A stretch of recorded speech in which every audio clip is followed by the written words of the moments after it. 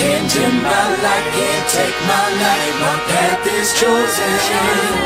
I sacrificed, I paid the price. I won't be broken. I am royalty. It's my destiny. And all my time is now. They can't take my crown. Direct intel, ancestral symbology spread across the diaspora. It's coded in my honesty. Intuitive connection, strengthen tribes' camaraderie. Parallel universe, that's another side of me. Guided by dreams and wisdom, build my economy. In silent meditation, that's how spirit respond to me. Play a part that plays in your natal chart. Not trusting your blueprint is where betrayal start. Ignoring warnings, pivotal insight. How you a descendant of Moabites, Hittites. Nothing rhetorical. I'm tapped in, my sister's an oracle. Future seen through the orbital. Through lessons informing you, honor my blood and features. Akashic reveal my deepest secrets. Creative crown loads from the ethers. In real time I'm living it. Being tree on the mounds of Mount Gilead. Team spirit, magical affiliates. The lost scriptures from the Hudson River. Stories of 40s, blunts and liquor. Written by shorties, bloods and killers. Hands to bars, identify mugs from mirrors. He's from Flatbush, cuz is fearless. He in the black book, drugs and realness. But in they cell block by themself on a cot. They time held by the clock, water pail in the mop. On sorted mail for the stock, in jail till they rot. Most of their elders was Griselda. Cocaine kingpins, gold chains gleaming, dope bringer, demons. Now we upload King Tut Gold, we need answers. We transfer crown loads, major priest to ground patrol. NASA case of Brax's face around poles. Lead by example, priest is the ample, no priest is the handle. As I write, light each of the candles, I feel brand new. Can't take my life, can't take my life. My path is chosen. I sacrificed, I paid the price. I won't be broken. I am royalty. It's my destiny. You know my time is now. They can't take my crown. Music chairs, Game of Thrones, souvenirs with angel bones. Have you connected to the source and made your brain a phone? Climb till I reached the highest plane and I made it home. Connect the whole universe at once, yet remain alone. Got my angels and my ancestors on a conference call. Shooting Aztecs to the gods that said I dropped the ball. My first step, flattening the earth while I still watch and crawl. Immortalized the human anatomy at the Taj Mahal. I struck lightning when it hit me, I ain't shot the organ. Noggin, I just blew it, it's impossible, I knew it. We all AI, I guess Allah prompted me to do it. Who made mythic creatures into continents and drew the map? My Venus spoke to Gemini. Before it was a Google app, the mic levitates when I talk without holding it. By accident, I'm still on point without knowing it. And I ain't right to think of this verse, I ground loaded it. We crown holders and ground soldiers, the finest diamonds. They doing manifestation, we do divine alignment. This ain't no occupation, it's a higher soul assignment. Sacred, irreplaceable information, rewind it. I don't relate to these fraud dudes and clown hoes. 520 hertz is the frequency that my sound holds. Every written down flow, feeling like I found gold. Channeling profound codes, turn them into crown loads. They try silencing the chosen ones, it never works. Lessons heavy like collections at the mega church. We manifest a heaven just to build a better earth. And when you hear that word crown loads, you know who said it first. Lyrically mystical, healing you, medicinal. And on this mic, these rappers saying nothing you should listen to. Life is cyclical, like the spin on an elliptical. This priest mixes fire, but run back the original. Can't take my life, can't take my life. My path is chosen. I sacrificed, I paid the price. I won't be broken. I am royalty. It's my destiny. You know my time is now. They can't take my crown.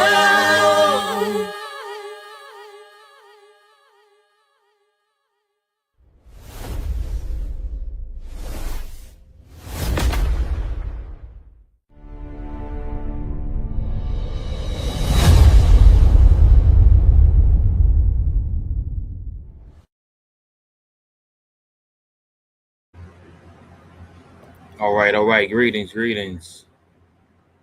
And shout out to the royal priesthood with crown loads. And welcome back to another edition of New Day Resurrection and Liberation. Thank you for joining us. Appreciate the support, the love, those tapping in, engaging in the conversation, in the dialogue, and the discourse. Much appreciated. All right. Shout out to Sister Baker tapping in with us on the YouTube Live, and all those who are going to be tapping in and tuning in to this edition of New Day Resurrection and Liberation. All right, once again, much appreciated, family, much appreciated. All right, continuing in the work of our illustrious ancestors. All right, give thanks to the Most High, and just want to be able to continue to build, continue to take on those mantles, and to continue to work to continue to fight for freedom, justice, and liberation. All right. And we just came off of an announcement from yesterday. So that was very peace, very positive. All right. And, the announcement yesterday delivered from Sister Empress, and, also known as Dr. Filet. All right. And who is actually, the founder and architect of the 1997 Million Women March, all right, here in Philadelphia, Pennsylvania, that was able to grab and garner, organize approximately 2.5 million Black women, mainly also men, children, and elders, all right, uh, to be able to answer the call to Black women, all right. And phenomenal event, to say the least, to be able to bring together the energy of the Black divine feminine, you know. And so she was able to start or launch announcing the new leg of the National Black Women's Defense League. All right. And let me backtrack for a second. Me myself, I'm Brother Lumumba Uncaged. All right, and I'll be a co-host and moderator for the evening, this evening. All right, for New Day Resurrection and Liberation. Okay, so I myself have developed the Mighty Modic Men of Valor Action Network, along with the International People's Committee for Judicial Justice, and work in the leadership position of the Serious Brothers in support of the Million Women March Universal Movements. All right. So, all right, we're going to continue to hold it down. And as I was saying, Sister Empress made the announcement yesterday, and building, continuing in that legacy. All right. So, been conducting the work ever since, so moving from march to movements, okay, and then being able to again take up some of the mantles of our ancestors and push things forward. All right, so one of those branches or wings is the National Black Women's Defense League, okay, in part of being able to train further and organize and galvanize Black women in aspects of self-defense, situational awareness, and some basic survival techniques and strategies. All right. Also, creating different healing spaces. Okay. So Black women can converge and be able to build with one another. So Like I said, that work has been continued for the past, it's going on 29 years, family. All right, the anniversary of the Million March is this upcoming October. It's going to be the 29th year commemoration celebration of the original Million Woman March Universal Movements now. That's October the 25th. Originally started in 1997, and now we are in 2026. All right, it's going to be the 29th year anniversary coming up. Okay, so we're going to be doing some things uh, locally, a few things nationally as well, but really gearing up for MWM 30. All right, the 30th year anniversary, which is actually going to be next year.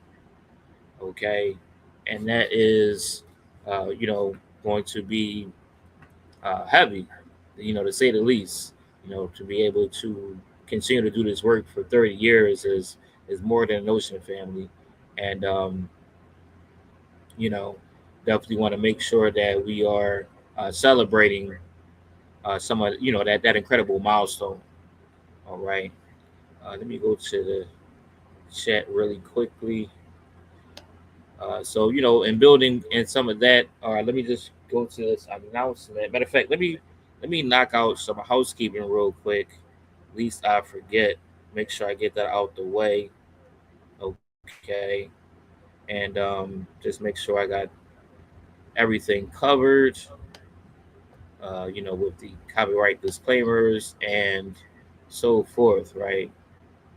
Because I don't want any reasons to be censored, and have things taken down and things of that nature. All right, so let me get into this housekeeping really quickly, and I'll come right back to further in that announcement that was made. We had a Zoom uh,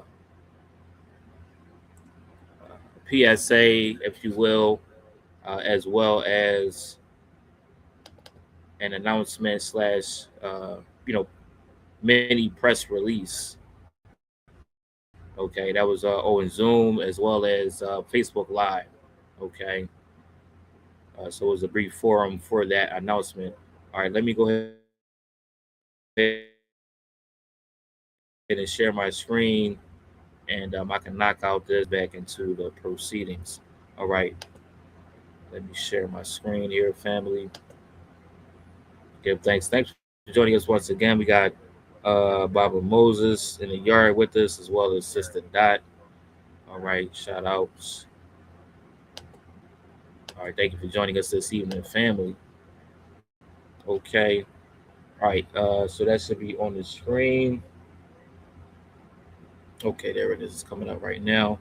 All right, so let me knock this out. This is fair use notice. Okay, this is in accordance with 17 USC section 107. All right, so the materials on this channel are offered for educational and informational purposes. All right, so fair use notice. All right, again, U.S. copyright law in accordance with Title 17 USC section 107. All right, so let me share my next piece.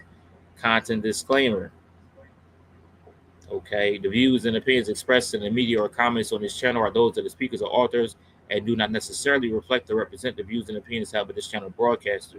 Due to the social nature of this broadcasting channel, videos may contain content copyrighted by another entity or person. This channel owner claims no copyright to said content. The broadcaster of this channel cannot be held accountable for the copyrighted content. The broadcaster of this channel is a messenger and share of information and strives to verify, but cannot warrant the accuracy of copyrights or completeness of the information on this channel. If you have a complaint about something or find your content is being used incorrectly, please contact the broadcaster prior to making a copyright claim. Any infringement was not done on purpose and will be rectified to all parties' satisfaction. All right, let me stop my screen share there. Okay. All right, we got Sister Empress. Okay, we got Sister Empress in the building. Excellent. All right, family. So, as I was saying, just in briefing, we had the announcement yesterday. All right, and that was to further the notion of the once again the National Black Women's Defense League, all right, and further building in that wing and branch of things, all right, with the Know Thyself, Love Thyself, and Heal Thyself holistic programming, all right, and introducing the MWMUM rites of passage um, for greater protection, safety, and security for Black women and girls. All right, so that was an introduction of some of the new aspects and elements of the National Black Women's Defense League. Okay, with that being said, let me come to Sister Empress. All right, thank you for building with us this evening. All right, all right. Greetings, Brother Lumumba.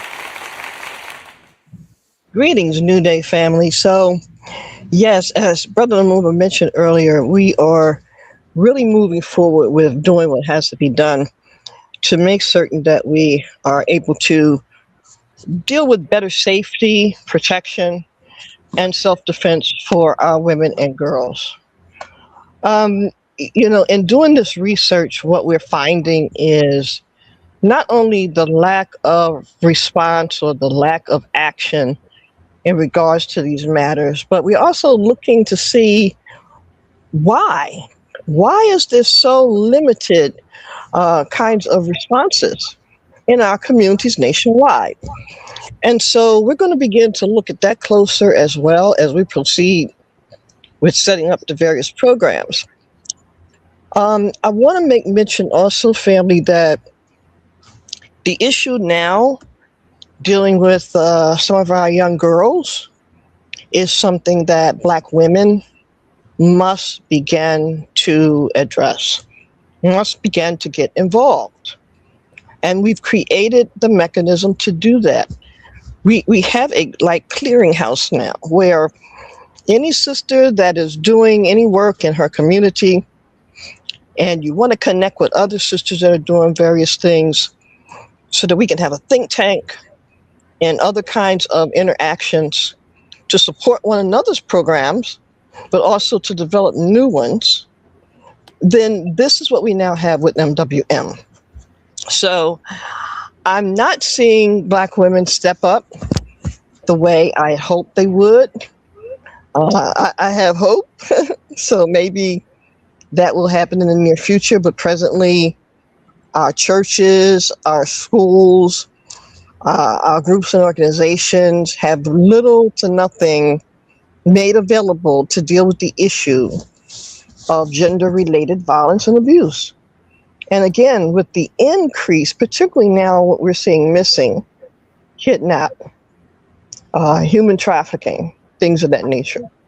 And yet people don't feel the need to respond. So we're going to make sure that we do what we're supposed to do. And at the same time, make certain that there is greater responsibility and accountability.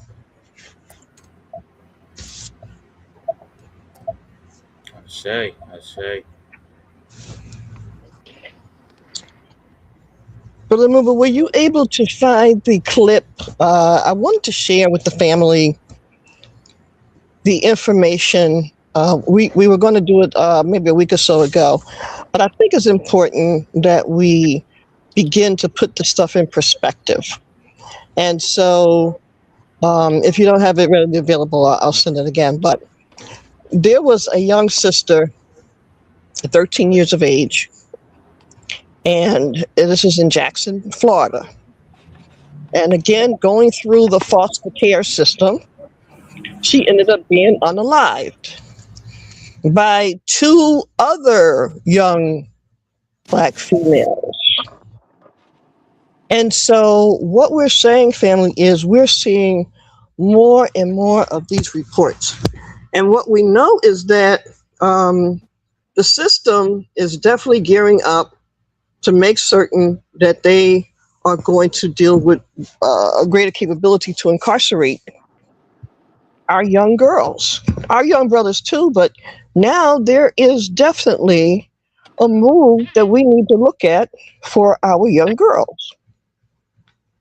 And so I want to play this clip tonight, and I want folks to pay very close attention because this is just one of many. But maybe if you hear and see this one, maybe it might jar something in your being. Okay. So let me see.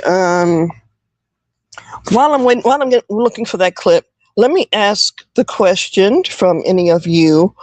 Why do you think right now we're seeing more of what we're seeing with gender-related violence and abuse of our women and girls? Let's go to the yard for a minute.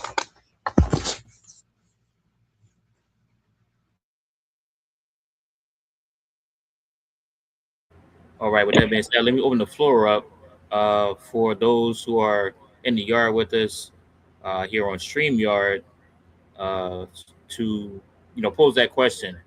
And again, that is why do you all believe that there has been an increase in gender-based violence of being waged upon our women and girls? Does anyone have any ideas? Any ideas? I would say, Sister Manera, peace and blessings Peace, greetings, sister. to everyone. And I just want to say to Baba Moses that about last week, if I said anything to offend you, I apologize. So I just wanted to get that out to him. If I said anything in terms of religion last week when we had the conversation, I extend my apology to you as my elder. But I think it's based on power and control.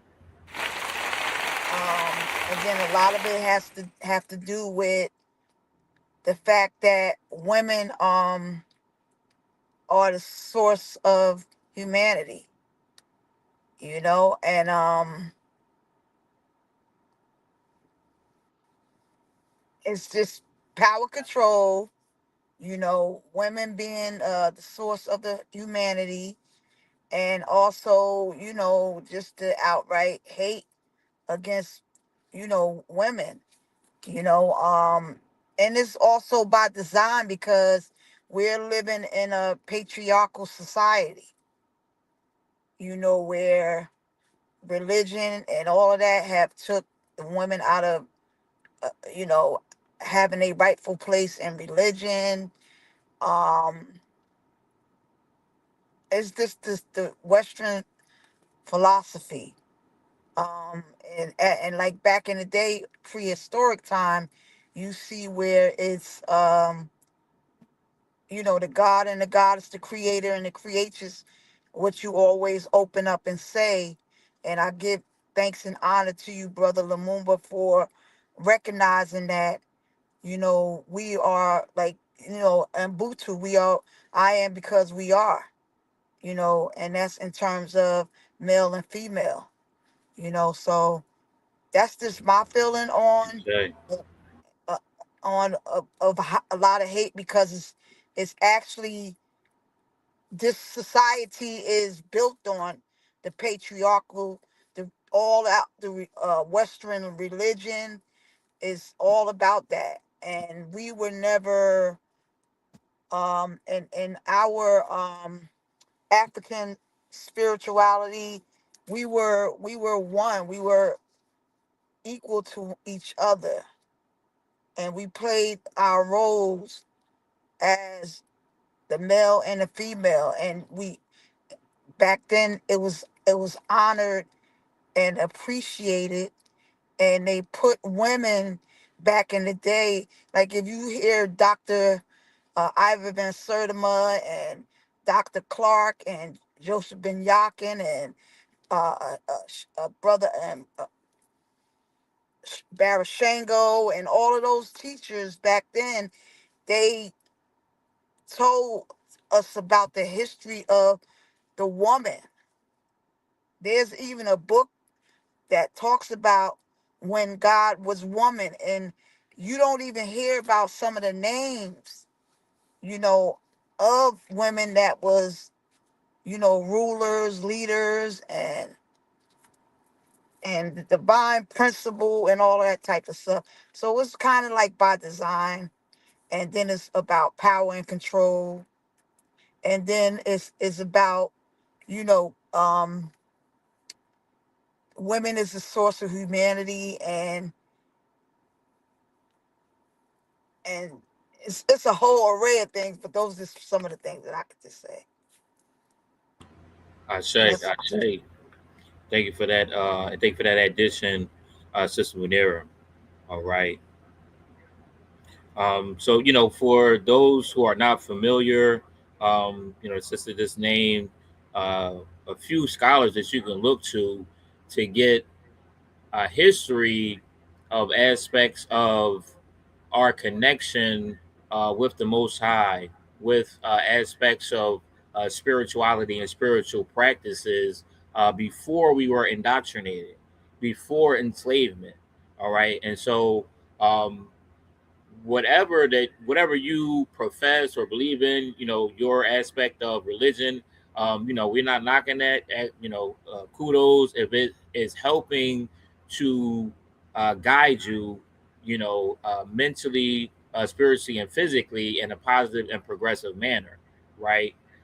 So let's start. I want to add that caveat in, but also I think it's important that we know the history as well from which things come, right? Which helps to give us a greater understanding, overstanding, and outerstanding of how the things that we are dealing with presently or have been taught presently, how they interact and intertwine with those roots. All right. But when you really want to find the essence of something, you go to its roots. All right. So things can build and branch from that. But the better you understand the foundation of things, the better you can understand what has been birthed or the fruit. All right. So we like to go from the root to the fruit. A lot of people just deal with the fruit, the thing that has been produced, but not really dealing with the root from which it comes. All right. So we think that's an important aspect and element. So one of those individuals that the sister mentioned was Ivan, Dr. Ancestor Ivan Van Sertima. You can also check out the phenomenal historians, Dr. Ben, all right, as well as Dr. Clark. Okay, so this is just a few. I would also add in, just to give a different perspective on things, how they apply psychologically with our ancestor, Dr. Francis Cress Welsing. Okay, and that's just to name a few. All right, family. So um, I think it's important for us to do our due diligence, okay, and proper research. All right, so I just wanted to add that into that caveat. So give thanks for that addition again, Sister Minera. Let me come over to Baba Moses if he had any additions, and then I'll bring it to those individuals who are with us. Thank you. Let me say, in terms of philosophy and stuff, I have a philosophy. It's been expressed. Let 1,000 flowers bloom. Let 100 schools of thought contend. I'm not going to change.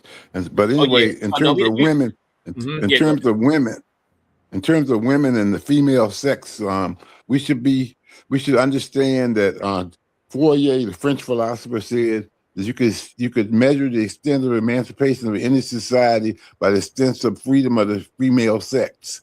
And that's because women were the first slaves. We have to understand that women were the first slaves. And so when we talk about liberation, we have to start with women in terms of society and what these women are. These are women and children. And, so I'll leave it right there. Thank you. All right. Much appreciated. Thank you for that addition, Baba Moses. Okay, let me come to see if there's any additions in the comments. All right, for those who tapped in on our virtual platforms. Okay, let me see. We got a comment by Sister J. Renee. Let me pop that up on the screen. And Brother Lumumba, you should have the clip now at your email. I have it queued up already on the screen. Okay. Yeah, okay. All right. In current media, especially social media, there is a division of Black men and women that creates a situation where protection is lacking and violence can happen more readily because of the lack of respect. All right. Thank you for that addition, Sister J. Renee. Let me come. There was a second part to that. Let me bring that up. I believe it is purposeful because we raise our next generation. So what goes on with us will directly affect us for generations. All right. All right. Good points. Good points. Thank you for that addition, Sister J. Renee. All right.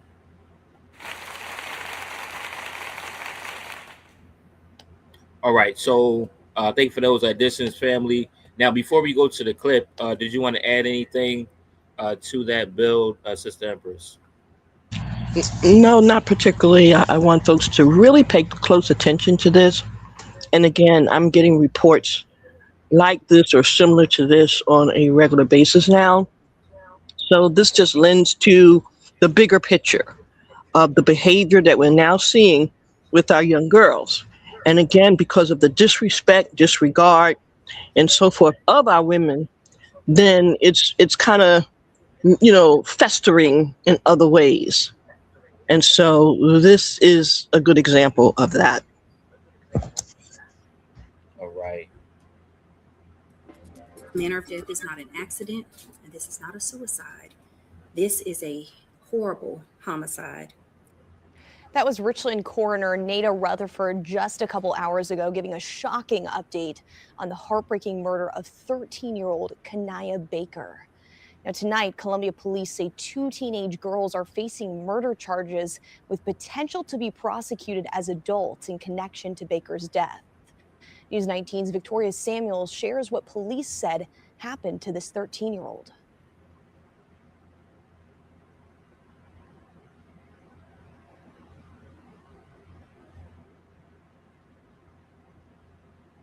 Brutal, heinous, vicious, gruesome, monstrous.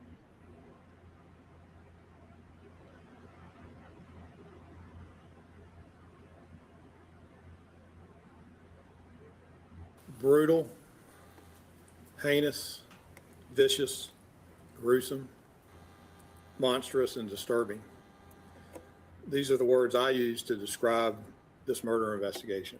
That investigation began Wednesday when a body was found inside a burning home on Cardamom Court. Richland County Coroner Nada Rutherford says DNA and dental records were needed to identify the victim as 13-year-old Kanaya Baker, who had been reported missing earlier this week.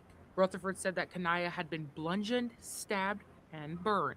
And unfortunately, the description provided of Kanaya Baker was so different, in fact, that even the pictures that they sent of her just did not seem to match up. Due to severe trauma to her head, face, and body, visual identification just was not possible. The manner of death is not an accident, and this is not a suicide. This is a horrible homicide.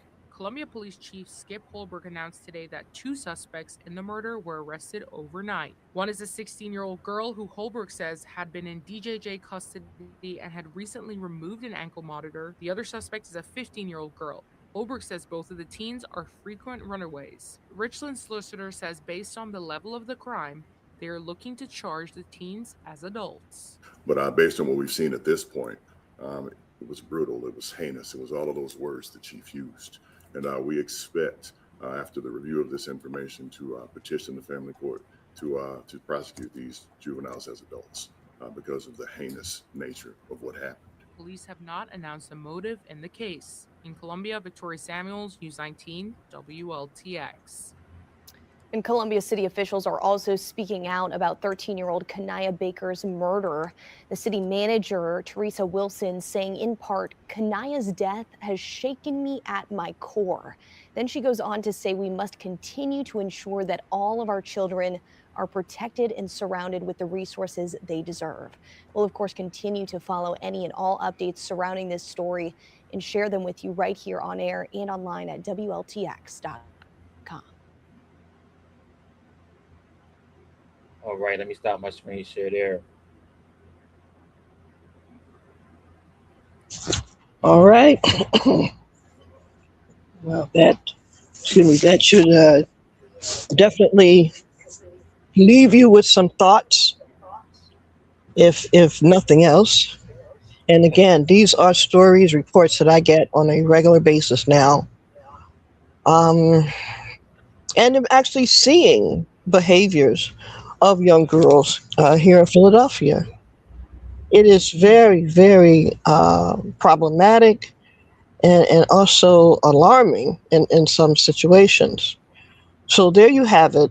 There is another more in-depth breakdown, which I'm not sure we're going to be able to play it tonight, but we certainly will review it at some point because it goes into how she got into the the foster care system, because that's how that happened.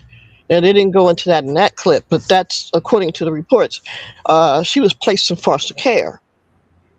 And so, again, this is what we're now seeing with our children, with our young adults, being placed into these facilities and not really either cared for and or, other things are allowed to happen. And so, again, we're going to be doing forums and other kinds of discussions to examine these things a bit closer, but of course, to also come up with what are we going to do. So I'm going to stop there and let's see if there's any responses to what you just saw. All right, all right. With that being said, I want to open the floor up for any questions or comments, family. Let me start with those in the yard first. Any additions? Let me come to Sister Munira. What's your thoughts on the story that we just reviewed?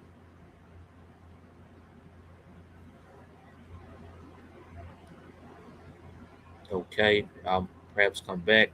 Let me come over to, okay, we got Sister Dot in the yard. All right, greetings. Thanks for joining us, Sister Dot. Let me come over to Sister Dot to see if you have any additions to what we've heard thus far. Oh, I don't have any additions. Yes, I do. It's a psych mind game. Um, Another way of them threatening us, uh, saying that if we even make a move for ourselves, they're gonna put us down. But they don't know. Not ever, no more will you be doing that again. So that's how I feel about them all. Every time you look around, they got they doing something to us. It's All right, just out of hand. all right. Thank you for that addition, Sister Dot. So in this case in particular, unfortunately, this was done by our own hands. So the hands of our own people. And then usually when you see these types of heinous acts, this type of crimes, it's usually based on the quote unquote gender wars. All right, so it's usually um, orchestrated or facilitated or acted out by uh, black male or males who are emotionally, spiritually, or physically, off center, off kill. All right. In this instance, you see this happening with young black girls. All right. So, these types of heinous acts are usually not seen in this manner. Okay. Let me come over to Baba Moses. Any additions to the story, questions or comments, the story we just reviewed? I think this is unfortunate. Unfortunate. It has a double entendre though. It's just unfortunate. Obviously, they enjoy covering this kind of thing. This black on black crime. Two women and children killing each other. They don't mind covering stuff like that. They will advertise that to the hilt. Um, but yeah, this white power structure doesn't require white people. Black people get indoctrinated, and we hate ourselves. I mean, this is a vicious hatred. Is the bottom line of self-hatred, and ideologically totally confused, ideologically, and with no values whatsoever. And I'll just leave it right there. Thank you. All right, thank you. Thank you for that addition about Moses. All right, and we have tapping in from Sister J. Renee, simply saying devastating. I'm at a loss for words. This is happening too often. All right. With that being said, let me bring it back over to Sister Empress. Yeah, so again, it gets to what are we talking about doing? Because, again, as everyone has said, Sister Manir, of course, with control, Brother Moses with the system. So we know these things and have known it for quite a while. But yet the neglect to actually address it, to deal with it, is something that is really on us. So, yeah, the system likes to put certain things out there as a part of, their machinery, needless to say. But the reality is we are not taking care of our own business. We're not doing the things that we are supposed to do to rebuild our communities and stabilize our families. And so, and again, not just the immediate family, but the idea of the village, of the extended family. And so when I look at the various programs or initiatives that are out there, and I have looked at numerous, 9 times out of 10 is the same old stuff. And it's not, that love is not really generated the way that some of us grew up with. Our elders, our mamas and babas, they loved us and you could feel it. And they weren't getting paid for it. But they made sure that they could provide certain kinds of information, guidance, and so forth as best as they could. And some did. And so what has happened? Why are we now today having all these capabilities with resources, skills, technology, and all kinds of things, and yet this one area of our struggle, of our movements, remains totally neglected, as if it doesn't even exist. And I mentioned the other evening, last night when we did the session, I reviewed Dr. Matula Shakur's interview, and it kept popping in my brain because he on numerous occasions in that interview, referred to the chauvinism and the treatment of our women. And so why did he find it necessary to say that? He had just gotten out of prison. So to make sure that he focused on that issue, that to me was very significant, and it represented something. Because he was talking about the past, but he was also looking at the present from what he was seeing right then and right there. Nothing has really changed. And so the people who say they are astute or they have some insight to certain things, I'm like, so what are you talking about doing? Because other than that, you blowing air. And so we're now very committed to make certain that these forums and training sessions, those who are interested in being advocates, activists, organizers around this issue, there will be sessions for you to be able to participate in. We have to have the kind of representation. Black women do not have representation in some of these circles. And I'm talking particularly about law enforcement and things of that nature. There's very few. And so a lot of our sisters are getting caught up in the system. And let's not even talk about the younger ones. That's really, When we start breaking that down for you, that's really something that if people are not prepared to look at that and begin to do something about it, then for me, that's going to really tell who and what you really are. If folks can do all these other things around all these other issues and not address that, then that speaks for itself. So I'm going to stop there and let's see if there's any more questions or comments. And Yeah, if not, I was in somewhere, so I had to mute my phone. mm-hmm. But yeah, it's this tragic situation, and of course, going back to what you just said, it all is all in our hands now, and we have been trying so much. Um, as me being a part of MWM and also the Black Women Defense League, we have reached out to communities, and particularly I'm going to speak about mine, where I reside in Newark, New Jersey, to host discussions, create a cadre of women, to come up with various uh, different things to do for women to get up and take their place and do what we have to do.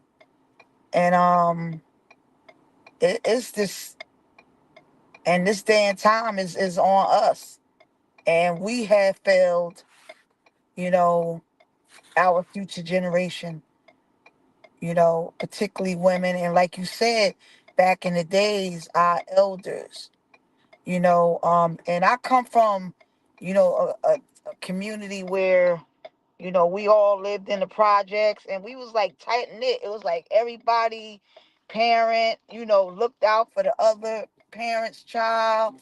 And that's how I came up, you know. And like you said, the village, and it's broken and it's time to be mended back together. And we have to we even talked about creating safe havens for young women and girls that are in traumatic situations, because a lot of this stuff is, we got incest within the family, we got all kind of vicious things that we are doing to each other, and it's our, it's on us. If we have to create safe havens and create opportunities and various different things to help cultivate and elevate and help our women and girls evolve. And it's on us. That's all I can say is this: women, is on us. I don't know how many times we have to express that we have to step up. Thank you for the brothers in support, but we women, we have to step up and we got to stop playing. I mean, we have to do what we got to do. We got to stand on business, and we tried here. We've been trying to bring these discussions in every, you know, city, state. We had tried to even, do a self-defense here for women and girls. We tried to do all of this, but ladies, you have to. If you don't want to lose more women and girls to whatever situations, we have to. And we have to look out. It was a time where it was only just three of us. We was doing safety patrols in the morning. Just a few of us, me, Donna, and Cassandra, and a few of us, like, doing school, because we had, the sex trafficking and human trafficking going on right here in the city where I live at, in the city of Newark, where we went out patrolling, we took shifts out of our busy and hectic schedules. But we can't just be just a few of us. We have to come together as a unified force. And I don't know how many times my President General make the call to action, and we have to take heed to that. We have something for women and girls, and MWM is the place to be. I've been, even through, some of the ups and downs, and we could agree to disagree. We I'm still here. It's going on 31 years. But we have to do it like it have to be a unified force. We have to patrol. We have to patrol. Community patrol we was doing. Trying to develop community self-defense classes. But it can't be just a few of us. We need an army. We got a cadre for women. We have Ashe. that with MWM. Ashe. So I could Thank you, go on sister. and on, but let me get off my soapbox. So that's just my 2 cents. Ashe. Thank you much. Well, the one thing that I now know is there has to be some different types of strategies applied, because for whatever reason, most of our women right now will not respond to certain things unless it's connected to corporations, the government, and or a political party or a religious institution. This is now what we're seeing, and we can prove this. Why this has happened, well, that's a whole nother conversation, but that's what we're dealing with. So when you see Black women doing things, it is connected to either the corporations, the government, a religious institution, and or a political party. We have allowed ourselves to be manipulated through those entities. So this is a conversation that we're going to have as we proceed in September and October, doing various sessions. So get ready, because we're not stopping. In fact, we're up at the ante. Okay, I guess we're ready to move on to the next segment. And with that said, we've been talking about Black August since August the 1st, of course. And we've also been talking about, of course, our political prisoners and freedom fighters. But last week in New Orleans, there was a powerful session. And I really want to make certain that we were able to tap into that, because I think it's so important that people have a better, not only understanding, but insight into Black women political prisoners, but also Black women freedom fighters. And so last Saturday and Sunday, there was a Black August event that took place, and that's what it highlighted. So when I saw that, I was like, oh, snap, this is definitely something that we need to share with our New Day extended family. Excuse me. And so with that said, I believe we have Brother Shep coming in. And I think Sister Torre. Do we have them backstage, Brother Moonboy? Yes, Mama Torre is on stage now currently. I believe, brother, I haven't seen Brother Shep though. But thank you for joining us, Mama Torre. Okay, great. All right. Welcome, sister. Thank you for taking the time to join us.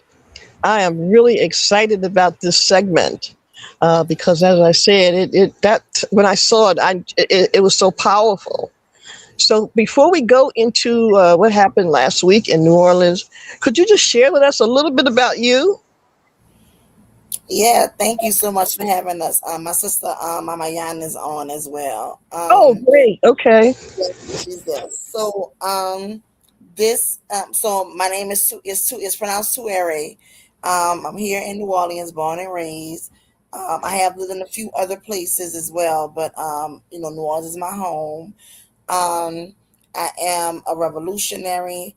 I was a child of the movement. My mom was in the movement. My grandmother, her mom, as well as my great uncle, my grandmother's older brother, and he was kind of more well known here in New Orleans, in Louisiana, and he did a lot of work in Haiti as well. And so some of the folks who we had for Black August, a couple of them I knew from, as a child. And then of course teenagers, you do teenage stuff, and I came back into it as an adult, and so and been doing it ever since. And that's how I met my sister Ayana, and we've been at the hip for 30 years doing this work. And so that's pretty much our background. I'm an educator by training, in terms of not just through their system, but in my heart, wanting to be an educator and educate Black children specifically, and then my work, of course, like I said before, that found my way inside of political prisoner work, and in terms of our freedom fighters, and then political prisoners in terms of just Black people, period, being in cost, being behind the wall. And so I'm an artist. We both are art performing artists. And so yeah, that's me. I'm a mama to young people who are in college here in New Orleans, and Yes. that's it. Oh, give thanks. Thank you, sister. All right, Sister Ayana, would you share with us, please?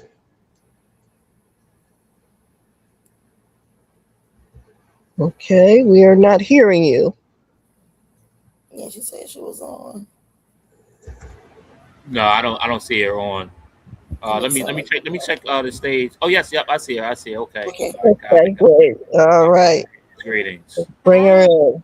Hey, Hi. sis, wonderful. Thank you for joining us. Oh, I'm so happy to be here, especially with my sister, Mama Tori. Um, Yeah. Glad to be representing New Orleans today and just talking about Black August. All right. So, listen, just tell us a little bit about you, because our podcast and other interactions is family oriented. And so, this is what we're building. We're building our extended family. So please be so kind and just share a little about you. Okay, well, um, I am a licensed professional therapist, counselor, and I specifically um, care for and support Black people. And that's my work that I do on a daily basis. But uh, revolution is in my heart. Liberation for Black people has always been in my heart. And then when I met Tuere, political education was needed for me because I knew it was there, but I needed the education component, the political education component, to really understand the systems that we were all caught up in, and the system of the oppression that we were all caught in. And so once I was politicized by Mama Too, I was able to, we were able to work together in many prisons in this country, going in with Blackout Arts Collective, and that's how Two and I began organizing together. And since then, we've been doing beautiful work, not only in New Orleans, but other parts of the South, other parts of the country. And, we just, my focus is mental health and wellness for Black people, in particular, specifically for Black people. And I'm also a mother of five and a grandmother. And yeah, I love my people. That's me in a nutshell. Ashe, give thanks. All right. Appreciate that. Okay, well, let's move on to the event, the activity that took place in New Orleans last week. Tell us about that. Oh Lord, I'm still So still high off of it. It was so powerful. It was so beautiful and so amazing. Ayana and I have been doing this for 23 years consistently, and we always have a committee, and they come and go. We see come and go, but we have remained steadfast in doing Black August International South. Um, I fully learned and was trained about Black August through Mama Kilo Nayasha, Mama Coy and Jerry, Deputy Chairman Fred Hampton's widow, introduced me to her.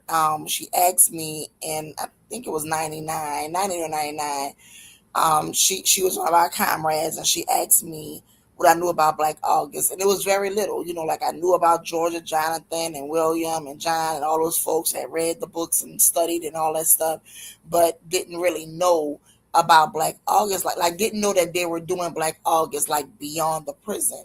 And she was like, "Okay, I got somebody because you gotta do Black August in New Orleans, so I have to get somebody to talk to you." And so next couple of days, she called me on three-way with Mama we're on the conference line with Mama Kilu Nayasha. And so for the next couple of years, Mama Kilu, we talked on the phone maybe 4 days out the week, and she would send me emails. I'm reading every single thing.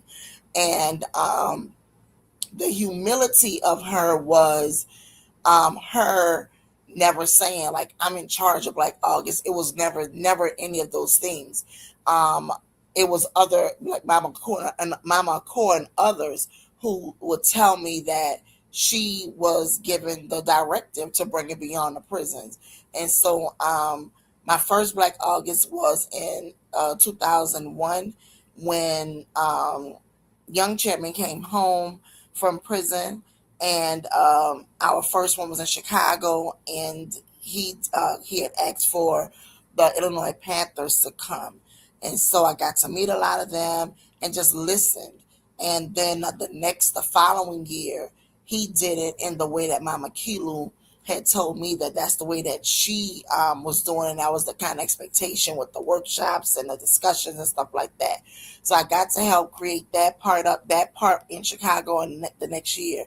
And then when I came home, I told Ayana, okay, we gotta do Black August, what it is, and and we did it. In the first year, we did different panels on different topics, and that everything would lead back to incarceration. People got to know about political prisoners, and then and we recorded it. And then after that, as the next year I said, okay, we not record, we can't record anymore, because the people that we were bringing to the space were people who were absolutely revolutionaries. Some of them had sacrificed, some of them had been released from prison, and didn't want to bring harm to them. We wanted to create, before people were talking about safe spaces and all this stuff, we wanted to create that space where people could speak freely, people could actually learn for real without everything being caught. And this is again before, MySpace, Facebook, all of those things, but still just even capturing in that way could be, harmful. And so after that, we stopped doing, we'll take pictures, but we stopped recording that. We used to have something every single day. Every day we had a workshop where we're doing screenings of films or documentaries on revolution, and then we breaking it down after. I mean, every single day. And as it evolved, as we got older, we was like, okay, we can't do it every day. We can't do it every day. And so for a few years, Ayana was back home and I was coming back and forth, and we were doing it one day or maybe the weekend. And then we would do it like once a week, not once a week, but like every weekend, not just every day. And then we got it down really through Baba Shep, was like, okay, we're going to create this massive calendar of Black August around the country, and everybody choose a weekend. And so we chose this weekend, which was a powerful weekend because of August 7th and August 8th. And so, in particular. And so, last year, I was kind of inspired by Ayana and our sister Sechawa Shakur, Dr. Matulu and Mama Faney's daughter and Tupac's sister, to uh, lift these Black women up, because the more we talk about Black August, the more the women are in the background of it, or they're not even being spoken about at all. Even when folks speak about Asada, in these spaces, it's still giving, um, raising up the men who were a part of getting her free. But it wasn't just men that was a part of that, right? And so you're not even talking about the warrior she was for real. You're talking about these men that broke her out of prison, and not talking about what she had to endure. That the fact that she's that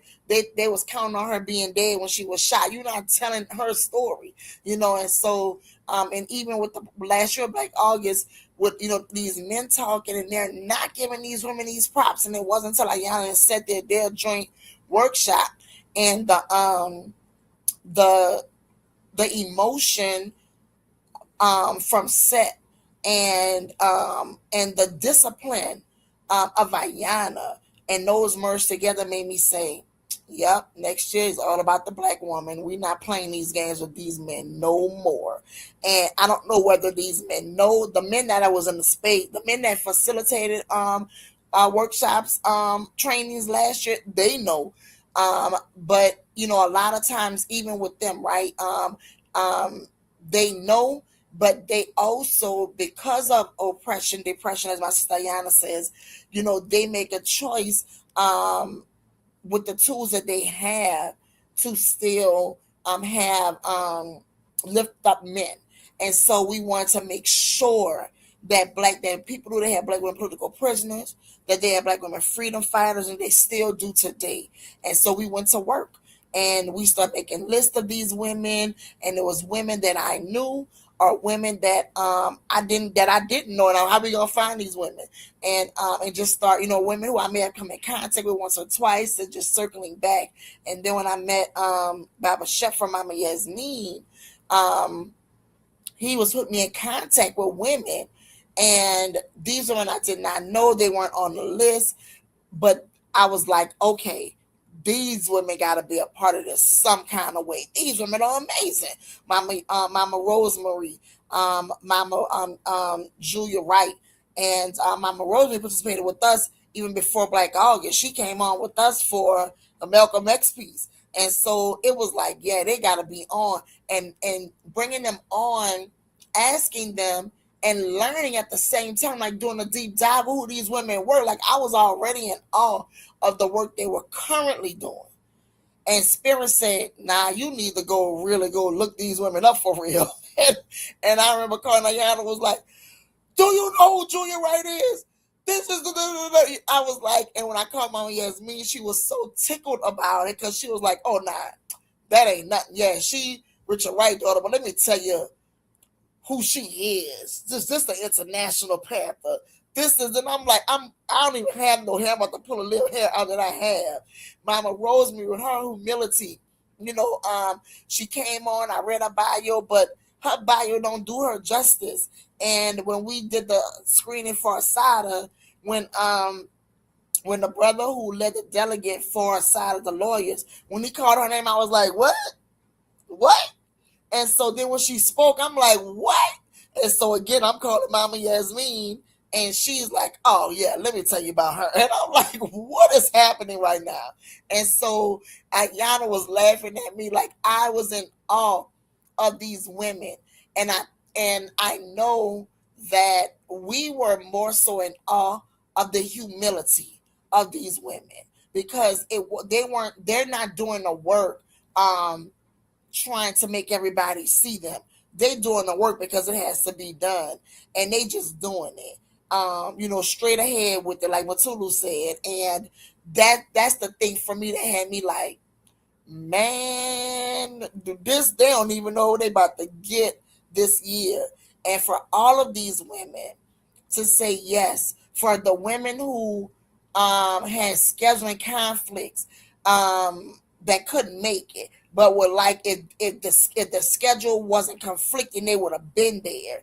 That's still a yes for us. So it was amazing to that these where we were on these women radars. Like we got emails saying thank you for never forgetting us. You know what I'm saying? And so that brought tears to our eyes. But I'm a crybaby, so I was crying all weekend.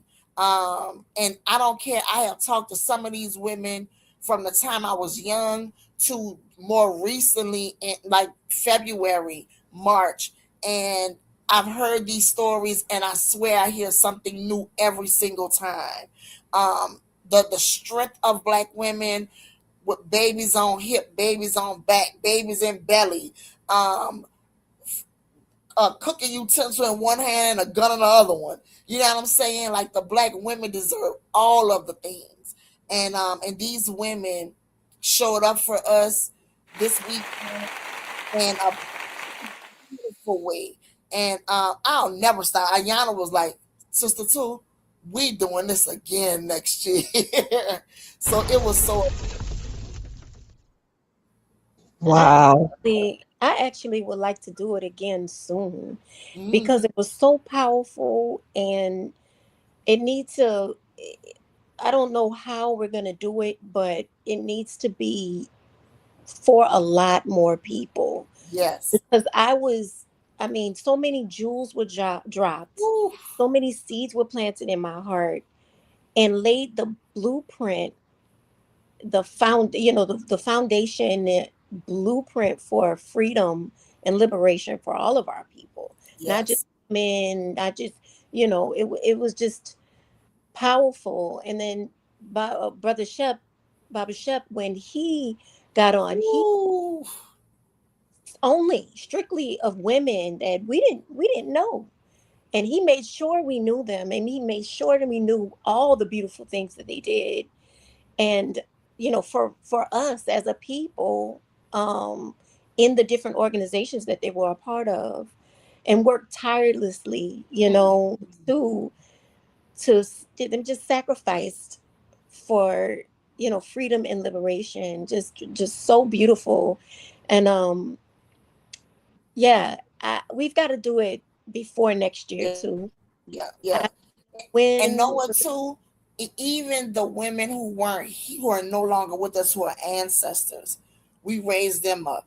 Yeah. We brought in Friday a full circle moment with one of our mamas here, Mama Sabrina, who's the community organizer, who was trained by Mama Fulani, Mama Iya Fulani, Suni Ali, and who was one of my mamas.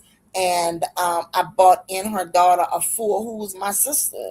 And they saw each other last year, and we honored Baba Bilal at Jazz Fest for his Baba Bilal been doing Jazz Fest for pretty much 40 years, and like one of the very first vendors. And so we honored him last year at Jazz Fest, but they hadn't seen each other before that since Mama Sabrina taught her. So Mama Sabrina is trained by Afua's mama, and then she got to teach Afua and her brother, her twin, and her baby sister. And so that full circle moment of them talking about that, but talking about the powerhouse that Mama Fulani was, right? We talked about Mama Asada throughout. We talked about Mama Afeni throughout. We always talk about Mama Kilu.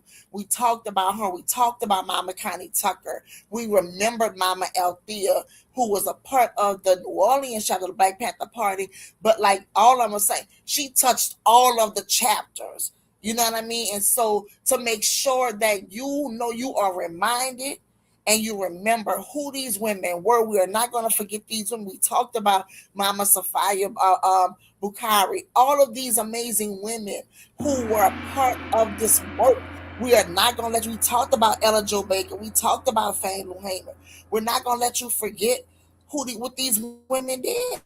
These women were so dope and so amazing, and you still have these women who are here and committed, to this work, who are in your face, whether they were sitting in the building or who zoomed in. Some of them stayed on, like Mama DeQuee stayed on a few hours. Mama Julia Rice stayed on for a few hours, and she's on a whole other time frame because she's in Paris, right? And so the fact that they carved out time to even hang on a little bit and to listen, to their peers, right, and to hear the feedback from people that are in the room was so amazing. So we had an elder from here who started the first Black African Center School. Her and her daughter did their piece together, and Nace did a little while, and she had questions. So these are her peers. But the fact that she can engage with questions shows you that we never stop learning, right? And this is an elder, almost 80 years old.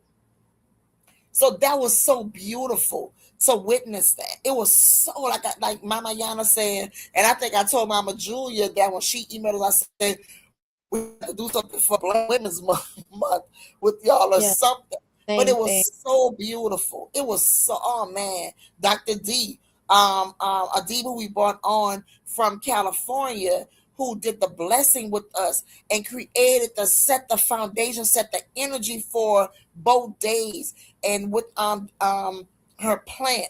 And she sent pictures of the plant. It was like a fist, then it bloomed, and the blooming is based on the energy that you pour into it. And so we got to see this thing bloom in a huge from Friday to Saturday morning because of all the positive energy that we threw out, because of all of the remembering, the reminding, because of all of the ancestors that we raised up. So it was, I'm with my Mayana, like this, man. Very special. Very specially curated. And I have to say too, you did a great job with curating this. It was so well balanced. It was so full. I got notes on notes on notes on notes. I think one of our sisters said, every day you do something for Black resistance. Every single day, daily. We do that anyway too, but it was so yeah, it was really powerful, just reminding us of our power. And these were warrior women, all of them, every one of them, from the women here in New Orleans, Mama Betty, she told her story of the shootout here in New Orleans and her being shot, and, all 5 times. had to endure. Yeah, all she's had to endure since that happened so long ago. And just mighty women, and it just inspired me. I'm already knowing that this is my purpose. These are, me and Sue, we in this, and we grassroots to the end. But it just made me feel like I can keep going. It made me feel like there's so much more work to do and so much more to give. Yeah. I definitely appreciate Baba Shep not only talking about his sister comrades, but acknowledging that she was trained by these women. That's right. You know what I mean? These women trained him to be the warrior he is today. And the way that he educated us in the room, playing a game with it. The things that he used, the points that he made, so it can sink in, it can resonate with all of us in the space. The fact that he pointed out when the tide started to turn with the party, how these women left because of that. The strength in leaving when you're saying, I'm not going to take this. I'm not going to deal with this. I'm not going to deal with misogyny. I'm not going to deal with these things. We out of here, right? And that did not stop the women from doing the work. They kept doing the work. Like he talked about Mama Sophia, being the co-founder of the Jericho movement. Literally worked herself to death was his words, right? We had Mama Althea, the same Mama Althea. If a Panther sick, she is on the plane to that place to go help to care for them, right? And so these women worked themselves literally to death, right? Doing this work because they loved it. What a sacrifice.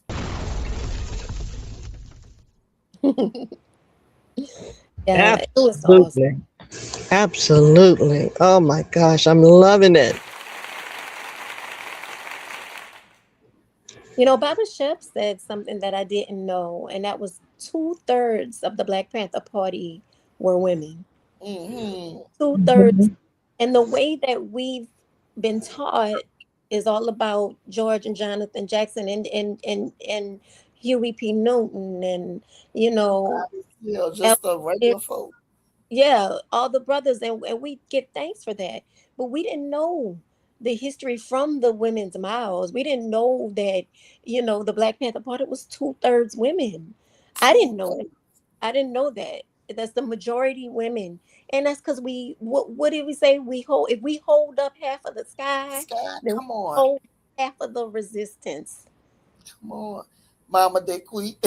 Mama, she was dropping the bag, dropping the jewels in Even the heart. whole thing with Momia, I was want to make a point, that people knew that Mama Julia is the driving force behind that, right? And she's sitting back just quiet. She not trying to take the credit on anything, and it's not about that. But people understand that this woman did. This is the driving force behind that, bringing all these folks together and going to battling the UN, saying, "Yo, we got political prisoner freedom fighters behind this wall. Three Right. elder brothers." And, and Yes. and not just stopping there. She wants them to know their ailments. They blind. They Yeah. got to come home. We need you to acknowledge that and stand up. This is a sister. Same thing with Mama Keita, who's our ancestor. Like they all of these, like Ariana just named, all of these brothers who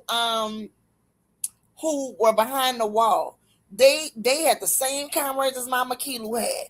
Mama Kelu was a Panther. Huey literally is the one who said George is going to be Field Marshal George Jackson because he was an all George Jackson. They could have chose anybody. They Yeah. chose Mama Kelu to move Black August from beyond the wall from behind the wall to beyond the wall. A woman.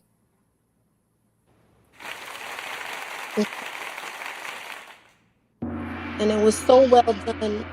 It was so well done. The honor, the respect, the love was there. It was really well done. It And was. it's time for us to continue to uplift, to remember the first Black August when we was the first one when we did the Black family, That was the second one. or the second one, because that one Hmm. was powerful too, Oh extremely yeah, powerful. It was well attended and all of that, but it yeah, reminded of that compassion and that passionate, work.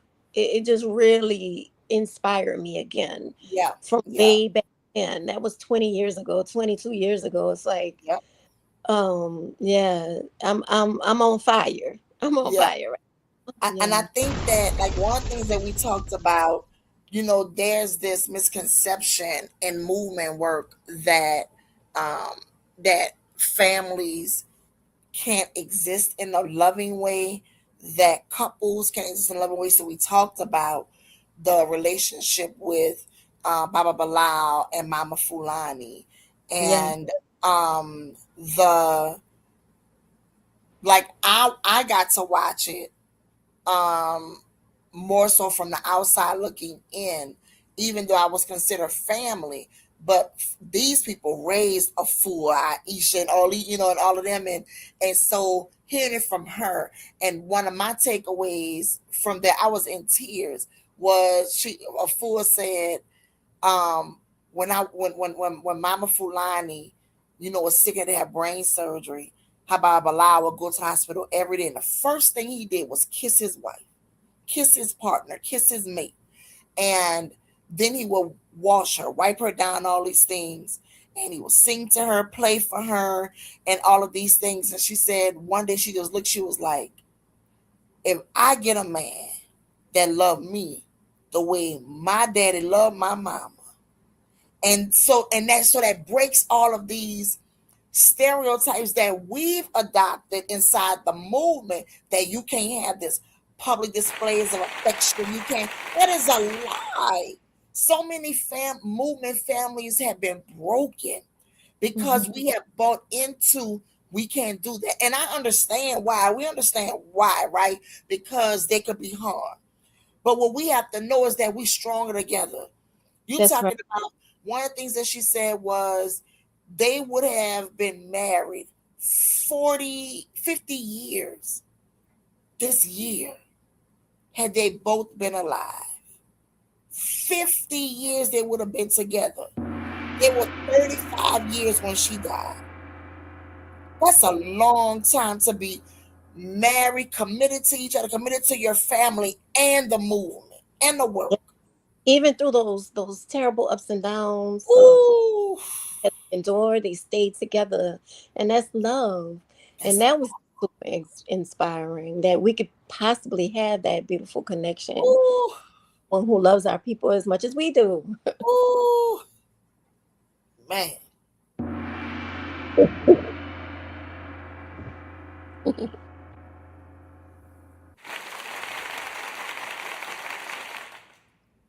I love the sound effects.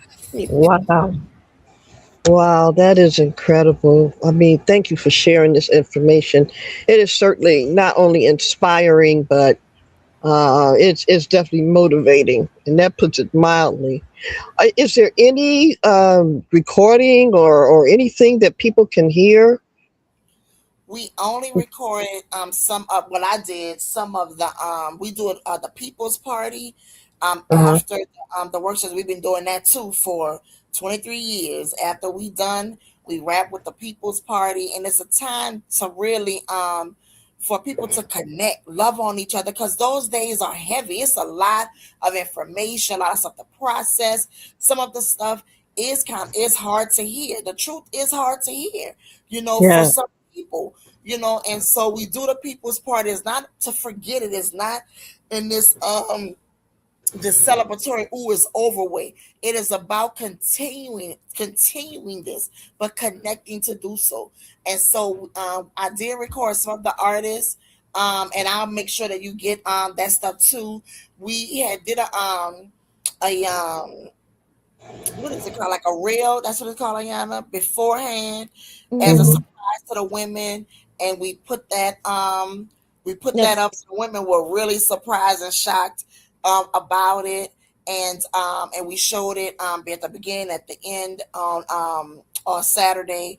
And then we did I put together, I'm working on a activity book with all of these women in it, all the women who were a part of this the weekend, and even the So ones good. from ancestors. So They all got coloring pages of them, but I'm working on the full activity book. So I did an activity book years ago when I lived in Atlanta, when I was hired to do the MLK event.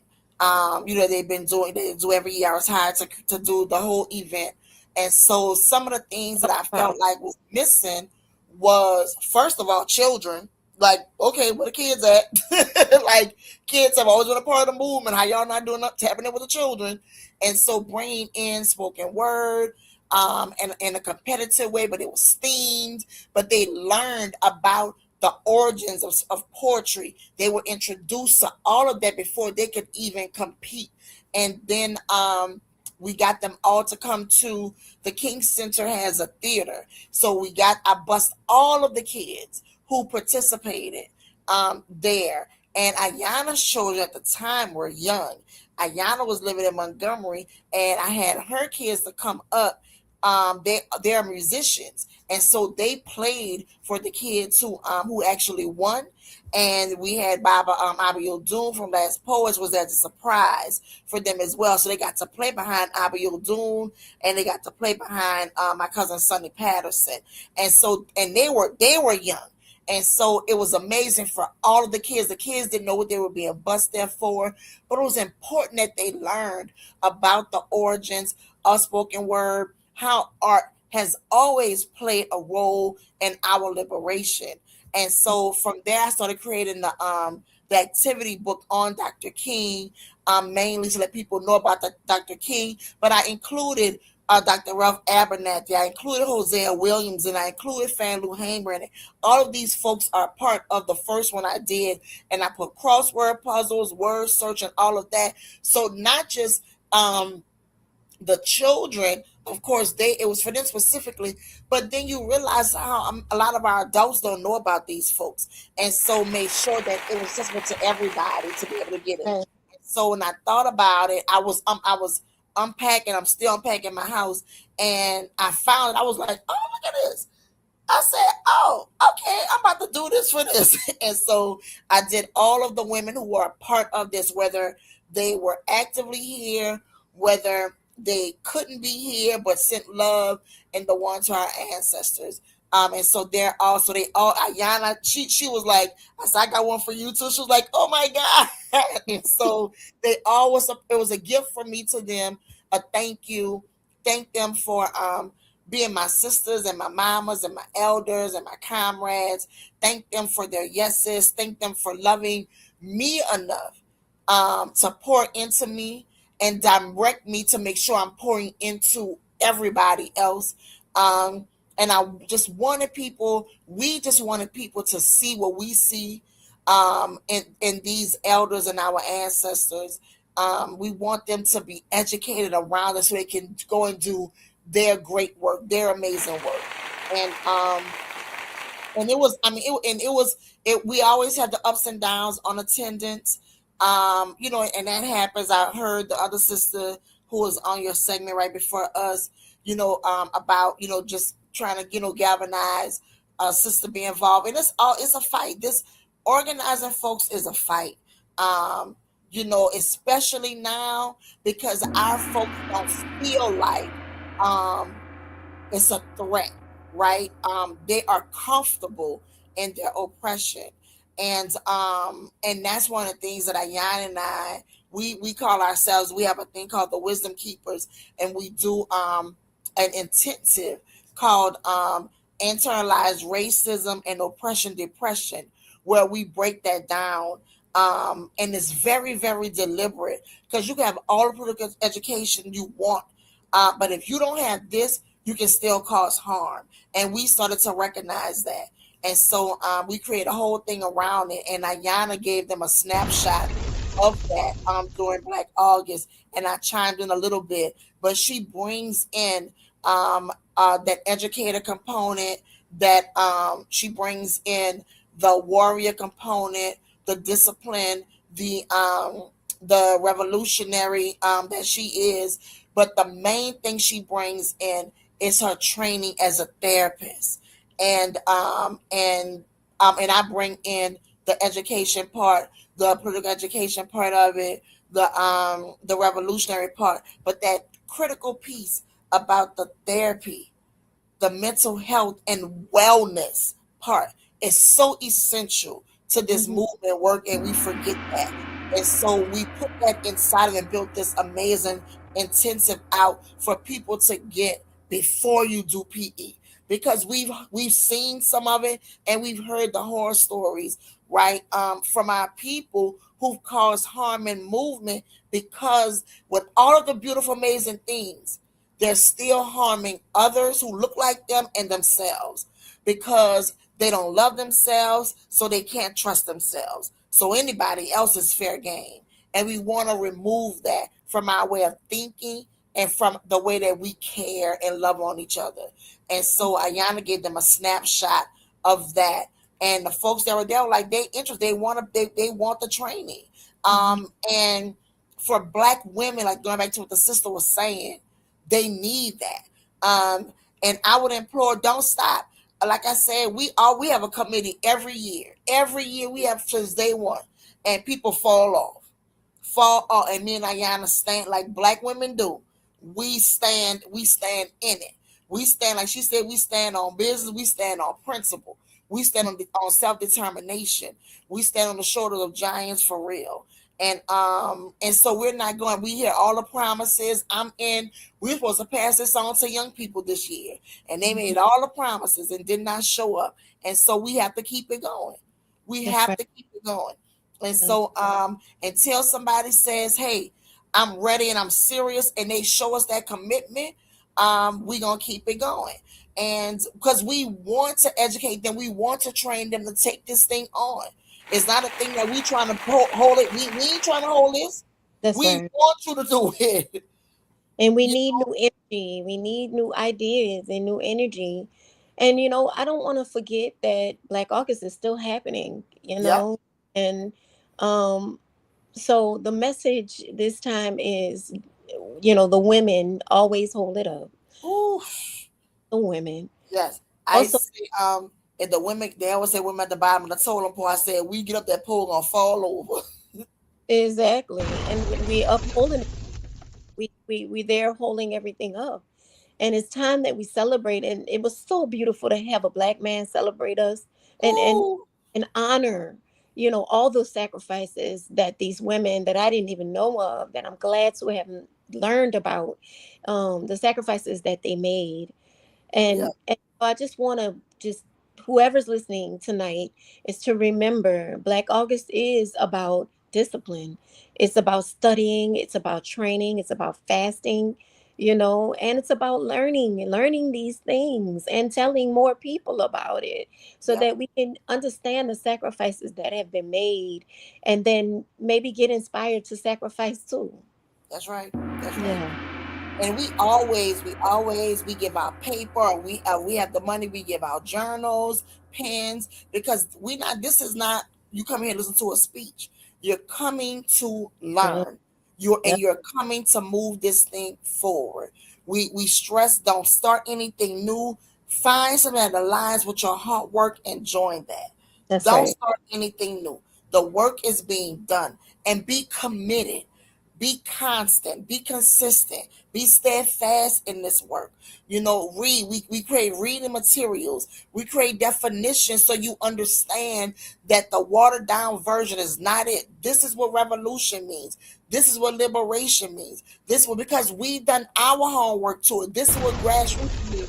This is not this corporate language that That's right. they've taken our language and they've commodified it. That's not what this is. We are giving you the language of the ancestors, of the elders, where we've been trained, and we're training you in that space to be able to do that. Like Ayana said, it is about discipline.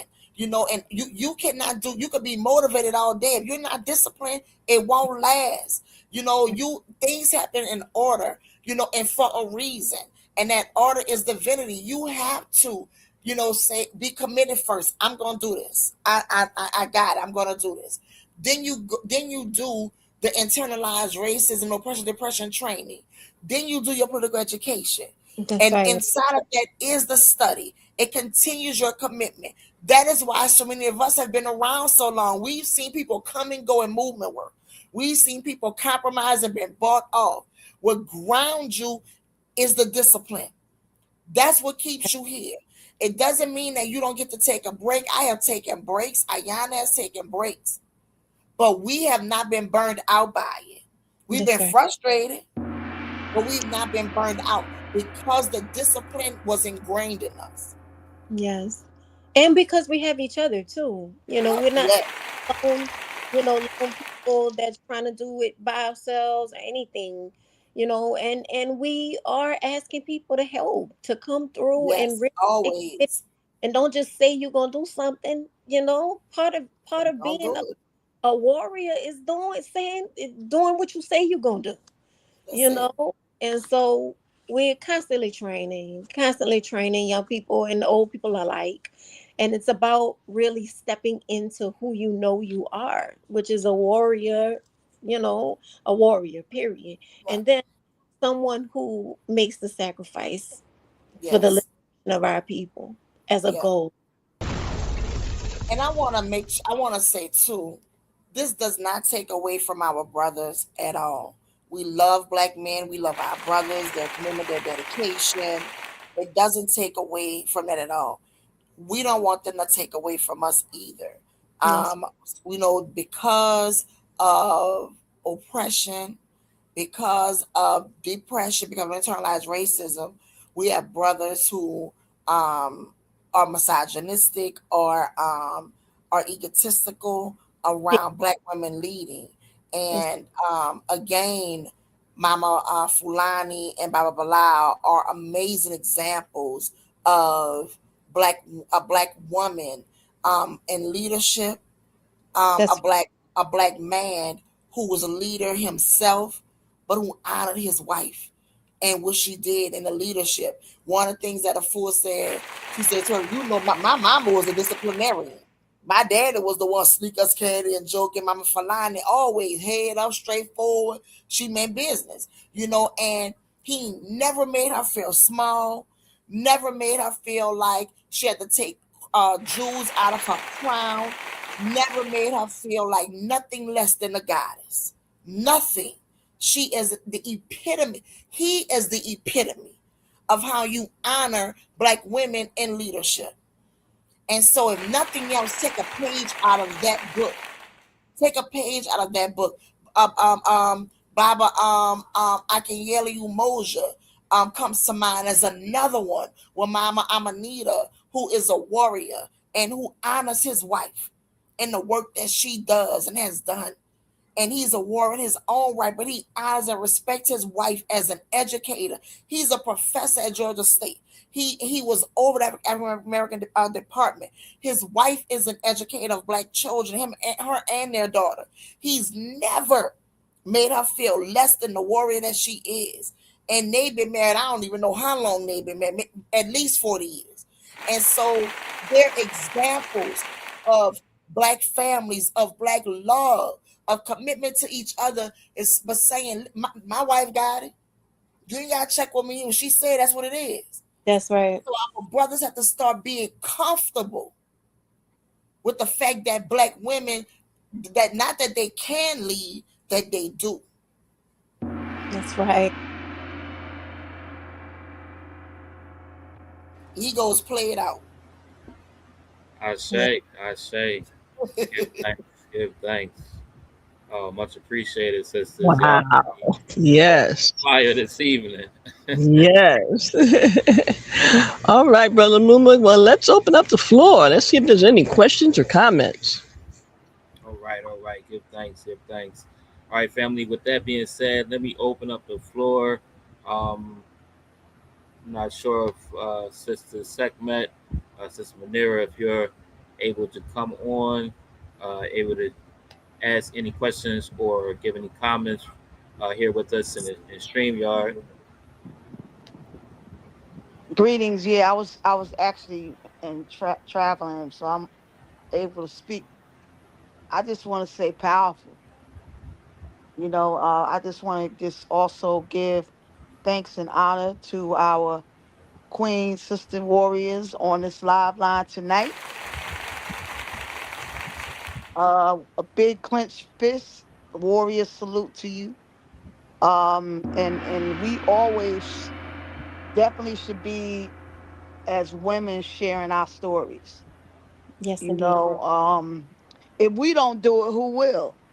That's right. Just like anything else, if we don't create and build for ourselves, who will? So I give thanks and honor for you uplifting your sister counterparts, because in this movement, women have, and I've actually been in it for, I'll say, almost 35 years. Um, you know, um, in the movement and in various different, we even had Black August. We even had Black August. We did our first annual here where we had Brother Daruba. We did, like, we try to bring the extension of Black August event here in Newark. I think Brother Shep also attended as well. We had it here, and we wanted to honor and continue the legacy of Black August movement, and then actually extension of what was taking place through the Malcolm X grassroots movement, when they used to have Black August events. So Yep. we definitely have to, because you spoke about it, and I thought it was actually 70% of the women. I guess that's equivalent to them saying 2/3. I don't know, Mhm. but I heard it was 70% About of equivalent. Black women that was the vanguards of the Black Panther Party. Yep, yep. That's about 75. Um, so I've had the opportunity myself to meet Sister Bakari. We used to have sessions here, and she was a powerful speaker.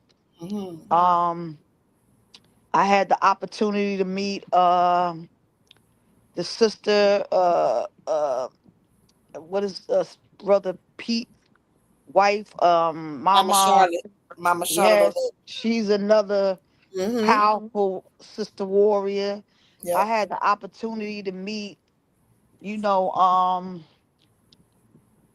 with Elder Eliana Ferguson, Mm-hmm. and Sister Pam Africa, Yep. Pam was supposed and to come, but she had a scheduling conflict. Yep. we got a lot of powerful women in the movement, and their stories definitely need to be told. So I just want to give thanks, to you for saying enough is enough, and Empress always say it, and such as myself, enough is enough of them actually treating us as second class, and pushing us in the back burner of any organization, and not telling our part, our stories, That's right. so I appreciate you. Keep on being the voices of our warrior women, and political prisoner. We have a lot of women, and Empress highlighted. We had the Scott sisters. Who was, you know, trying to break free, and it was was freedom fighters that was in prison, and we had Sister, what's her name, Joy, and we have a lot of women political prisoners that they don't talk about, Right. you know. And we got to do it, like my President General Empress say that we have to be the ones to do that. So thank you to both of you, Sister Warriors, for you know playing your part in the revolution and speaking up for our women. Thank Thank you. you. Thank you. Thank you. Thank you, sister. And we don't do it. It's not a glamorous thing. We don't romanticize it at all. This is just, the seeds that were planted in us. And it has to be done. And so it's very purposeful. And so thank you too for bringing up the wisdom keepers, as well, because we will be traveling as well. So we want to give you guys our email address just so that we can stay in touch.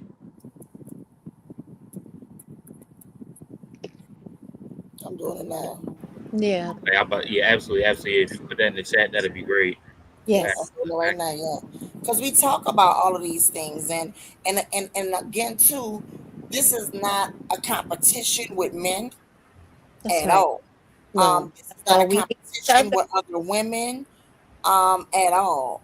Like them young people say, check our jacket. We have put in the work, but we've learned from both women and men. Anybody that was willing to pour into us, we learned from them, and we carried it forward. We don't say we're lighting their torch. We say that we don't say that we're how people say not, I mean, we're lighting, we're not um Carrying passing the the torch. torch. We're not passing the torch. We're lighting their torch because we're still in the work, That's right? And we want to be able to be in a different way where we're taking the time. That's what Wisdom Keepers is about: educating folks, allowing us to pour into you the same way people poured into us. Literally sitting at feet and listening, taking notes, asking all of the questions. No question is stupid. Ask it. Ask it. This is not this thing, oh, they think that they're better. We don't have this Euro-Western way of thinking when we do things, and that doesn't mean that, like our people, that we don't still suffer from oppression in part, because we do. The thing is that we're committed to working on it. We are actively working on it to remove that. So talking about these women, even talking about our brothers, is so critical and so essential. So when we're not getting into no back and forth, folks, about because these men, we're not doing that, because it's not about putting our brothers down. It is about lifting our women up and our sisters up, and we don't have to put brothers down to do that. We That's have to remind brothers of who we are in these spaces, and why, and that we are here.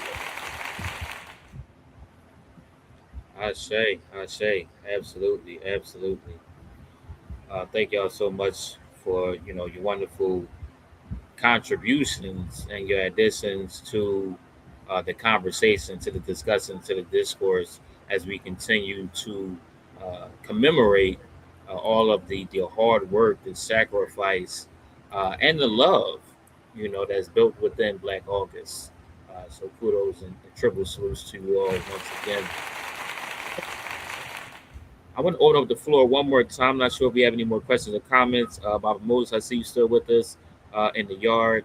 If you had any questions or comments, if not, I can come over to some of the additions that I've seen from the comments in our live feed, and I'll be able to share some of those. Baba Moses, are you still with us?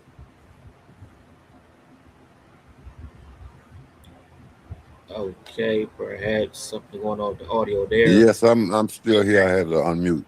Um, Okay, yes. I'm enjoying the on listening and learning, and I participate. Thank you. All right. Thank you for that addition, Dr. Moses.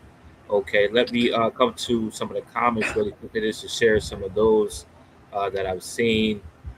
So, coming in from Brother L. Pollinator. Um, first, no, let me go first to Sister J. Renee, where she shared, I can feel the power of your presence, your presentations from your words and describing it, that experience. Okay. Then our brother Pollinator tapped in and was saying, big ups to the goddess, to all the goddesses, queens, and sisters in New Orleans and in all the cities who are taking a stand for our women and young girls and children. Triple salute to you. All right. Oh, yes, Sister J. Renee came in again. Speaking on the books, wow, that's so amazing. Those books sound beautiful. If I could add into that really quickly, I'm not sure. I'm gonna try to see if you shared that in the chat though. But if there are any availability, as far as the books, the workbooks, the coloring books, and so on and so forth, and where if they can utilize the website in order to reach you all further, and trying to attain those. Yep, they'll be finished in about a month. And they could just email for orders. But I'll send it to you when we're close to it. And if folks want to order it, then they can, and you can send out the email to them, and they can order it through them. All right, excellent, excellent, indeed, indeed. Okay, and we had Sister uh, Gwen that came in and said, "Thank you for recognizing women political prisoners," and mentioning Reverend Joy Powell over in NYS Bedford Hills, and then Sister J. Renee came in again, just giving her thanks and appreciation.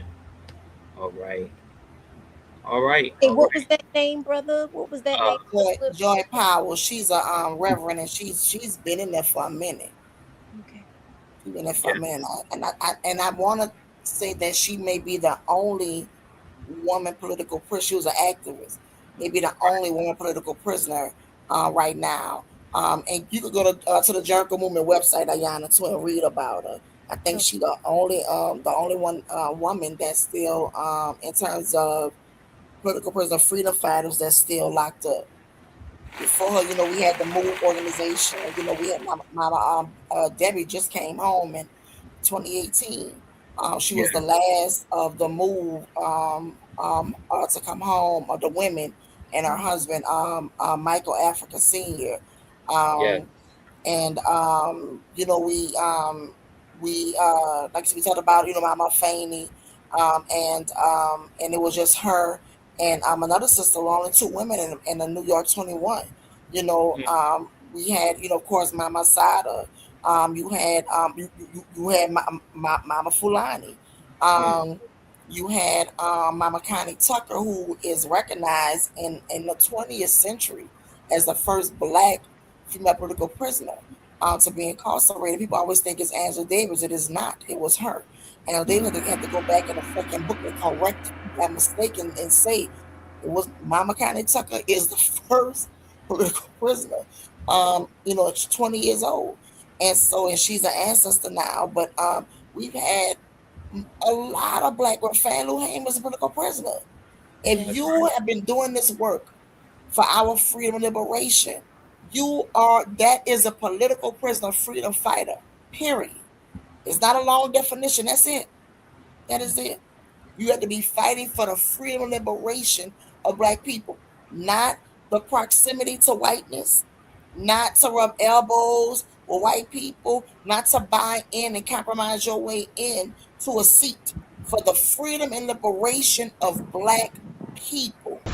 Making those sacrifices constitutes you as a political prisoner, freedom fighter. And why I'm saying that, to make a distinction between political prisoners, because we're clear of this system. So black people, period, are considered political prisoners based That's on the right. system. But the freedom fighter part is something totally different, because all of them ain't fighting freedom and liberation. That's right. That's right. All And right. we All had right. a lot of women that have been Mm, incarcerated. Mama Akua and Jerry. A lot of women have been, I don't care if they spend 10 minutes behind that wall. They are political prisoner freedom fighter. I say. I say. All right. All right. With that being said, let me bring it back over to Sister Empress. Thank you, brother. All right. Yeah, Thank thank you. you so Much much. Yes. appreciated. Give thanks. Sister Empress, you still there with us? Okay. All right. Okay. Can you hear me now? Okay. Yes. Okay. All right. Great, great, great. Yes, indeed. Wow. What a powerful dialogue.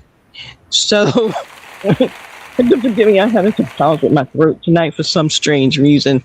That's why I've been on mute. But at any rate, wonderful conversation. I thank you, sisters, for the work that you're doing, have been doing, is doing, and will be doing in the future. I certainly invite you to join us for next year's 30-year anniversary of the historic Million Woman March. And certainly, hope that you will, do some of these workshops that you're talking about, because we certainly need it very, very much. I say. I Yes, say. we would love to. Yes. Wonderful, wonderful. All right. Now, sister, I don't know if you heard some of the previous conversation that we had earlier, and it had to do with what we are seeing, and that is the increase of our women and girls nationwide that are missing, kidnapped, human trafficking, and of course, sexually violated. And the numbers are now going up so much that we have to now address it. Have you been hearing anything in your area about these things? Yes, indeed. Yes, we hear a lot of it. Mhm. And I've been talking to groups of young people, groups of women about how to keep themselves safe. Um, Right. and we talk about um, trying to keep what am I trying to say about fighting back or learning how to fight, but really Mhm.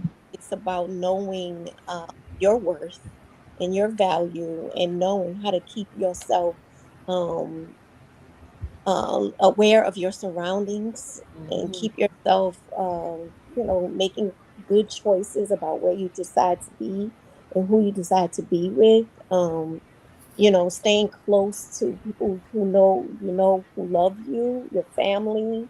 Um, and so I'm a mental health provider, and Mhm. so I have a lot of ability to talk to large groups of young people, large groups of girls.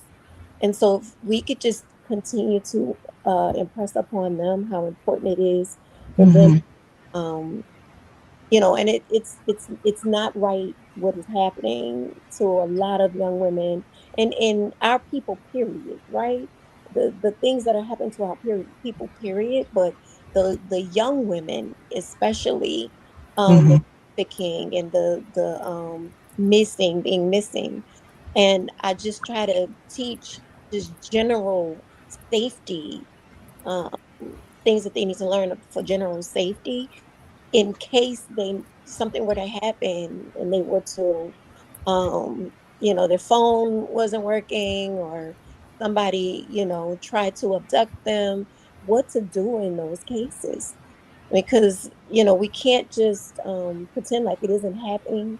We have to prepare young people to walk in these streets, navigate how rough our streets are, and what's happening right now.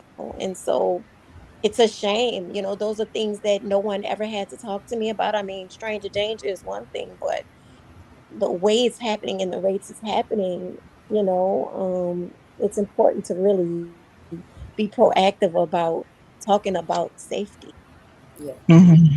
And how quickly it's happening too, Yes. especially depending on where you live. You know, like in New Orleans, we have one of the largest ports in the country, and Mm-hmm. so one of the things that when I was in the classroom and as an administrator, I would tell the girls and the boys, about talking about safety and stuff. But the closer they get you in that French Quarter, it's over with. You know what I mean? You can get lost in there, and the port is right there. When I look, Mm-hmm. I brought up well, how your memories pop up on your phone. So I was looking Mm-hmm. at it just 2 days ago. No, it was yesterday, and I was like, "What is this?" I had to put my glasses on and look at it, and this is something I wrote in 2014. I was in the classroom in Atlanta, and I was running an after school program, and this was when they were kidnapping the girls both in Nigeria and in DC. And I remember having my daughter telling my my husband at the time to bring the kids over, and we did a special thing for the girls. We had talked about it before and all of that, and I wrote my sign. So we made signs, and my sign said, "I am the mama of a black girl who I refuse to bury because you think her life is worthless. Aisha, I Mhm. feeds life matter. All of our babies' lives matter." And I'll say, dang, and this is and not from 2014 to 12 years later, and it's Mm-hmm. progressing, and Yeah. Yes. nobody's checking for these black girls, for these black boys, for these children.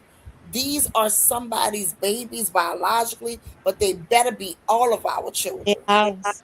All of them are ours. And with that said, and again, as we're seeing and hearing the increase all over the country, I've been asking sisters, what is it that we are going to do collectively? Yes. There needs to be something that we put in place that we know in every city, in every state, there's some remnant or some portion of what we say needs to happen. Yeah. You see, and so this is one of the things that we're now working on to make certain that there's like a clearinghouse so that we know what sister groups are doing various things in their community, how we can connect to that, and develop from that what now needs to happen on a national level, Yes. because this thing is increasing incredibly. And the other thing we talked about earlier was the behaviors of our young daughters now. And where is our women that are literally, intentionally, aggressively reaching out and making certain that we are very instrumental in helping to, derail some of the behaviors that we're seeing? Yeah. Hmm. One of the Definitely. I things mean, that that's what Jan and I was saying, go ahead, Jan, go ahead. I mean, that's the work that we've been doing for a really long time, Yep. specifically young women and self-esteem, self-worth, and value. But also we got to think about the media, Yep. think of the media that is toxic and going into our girls' minds about who they are. Yep. Go ahead, too. Go ahead. No, I was gonna say that you know how people always say hurt people. Now Yana and I say no, hurt people can be loved. Hurt people can Mm, heal.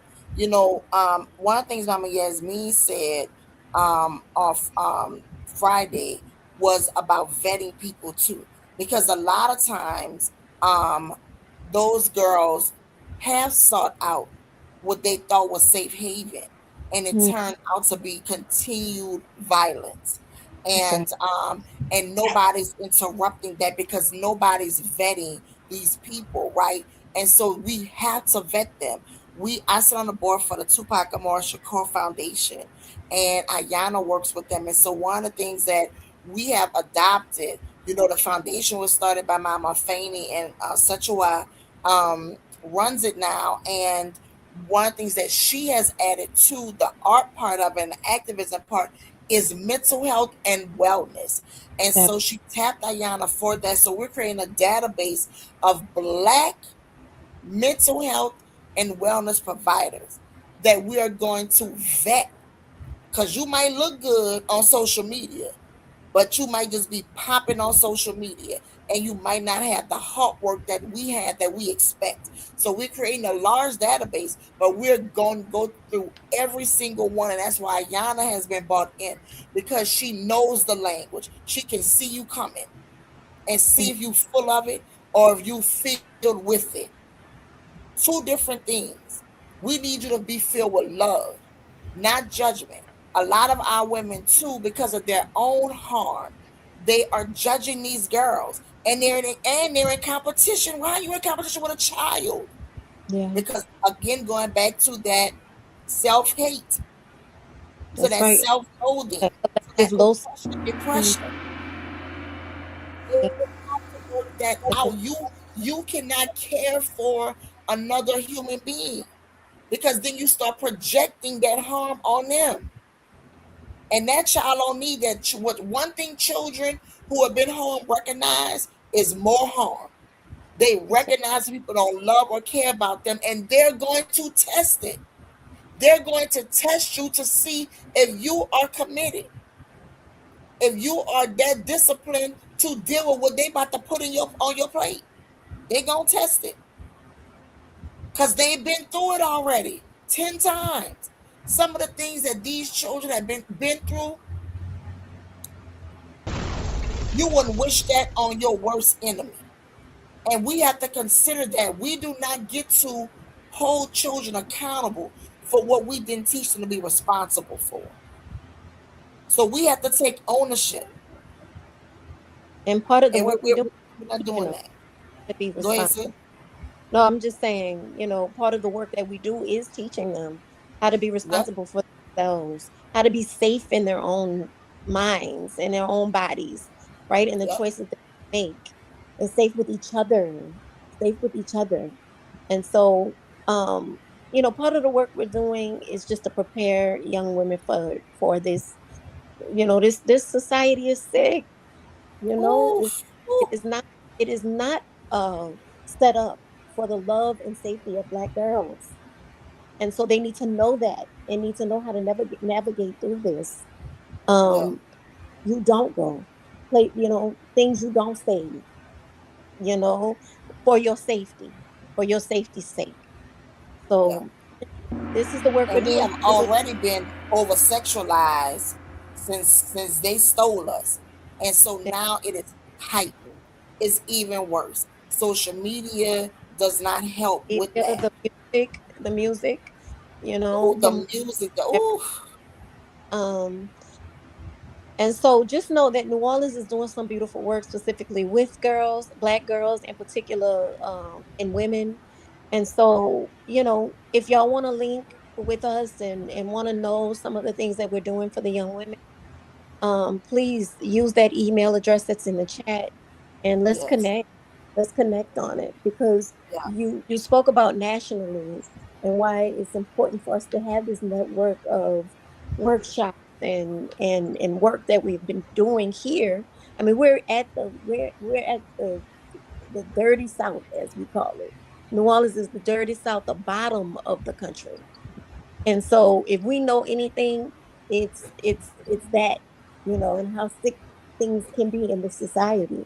And Yeah, so we're doing this work, we need to connect with everybody in this country doing this work because That's it's right. absolutely. Yes, yes. And that's what we're talking about because there are sisters all over the country doing great work in Yes. their communities. But unfortunately, we're not synchronizing.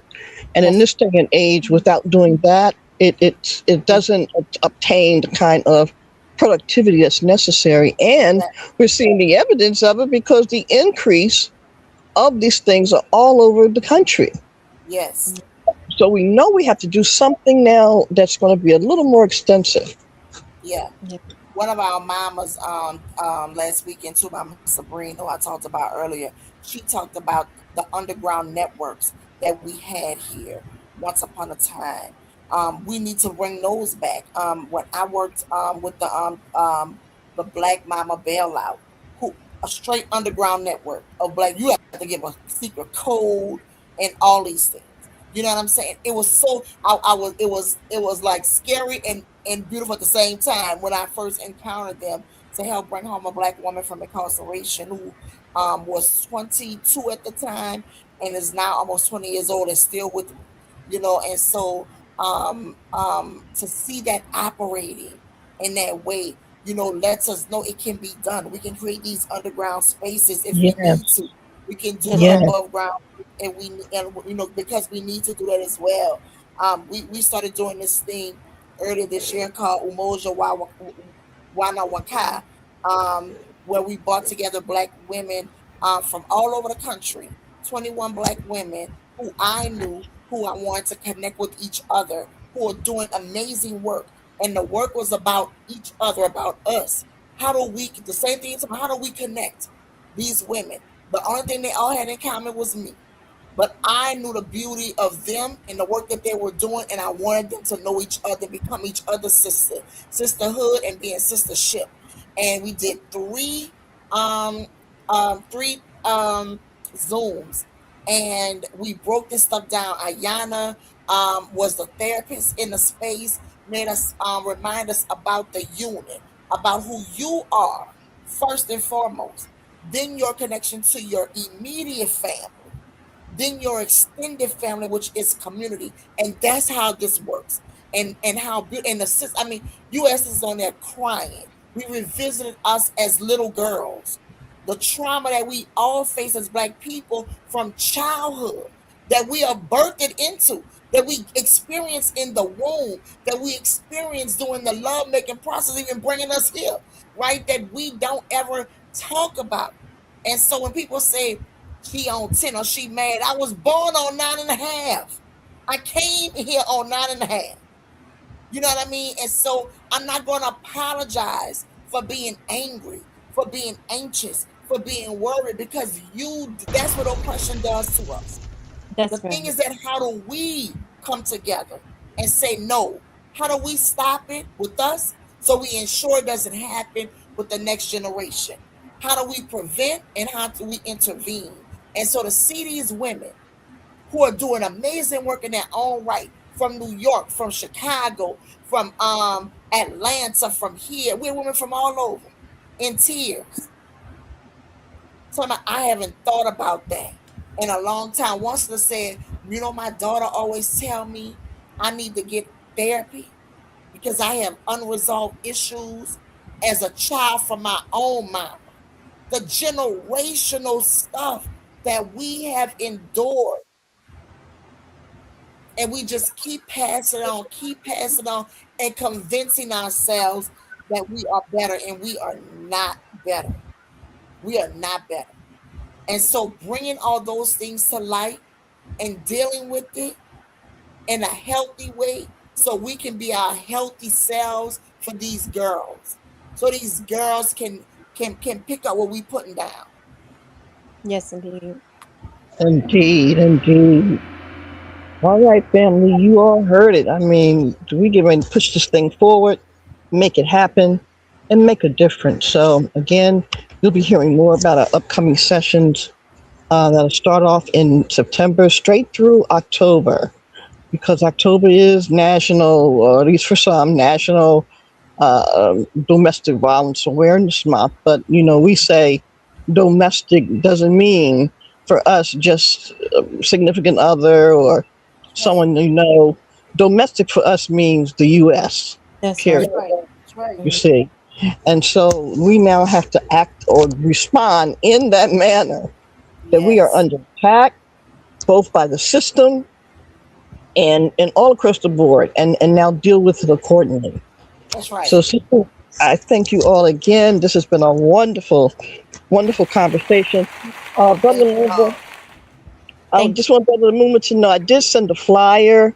If you want to post the flyer up, I thought it was a beautiful flyer and I wanted to share it. Um, but just, this is what we need. This is what we must continue.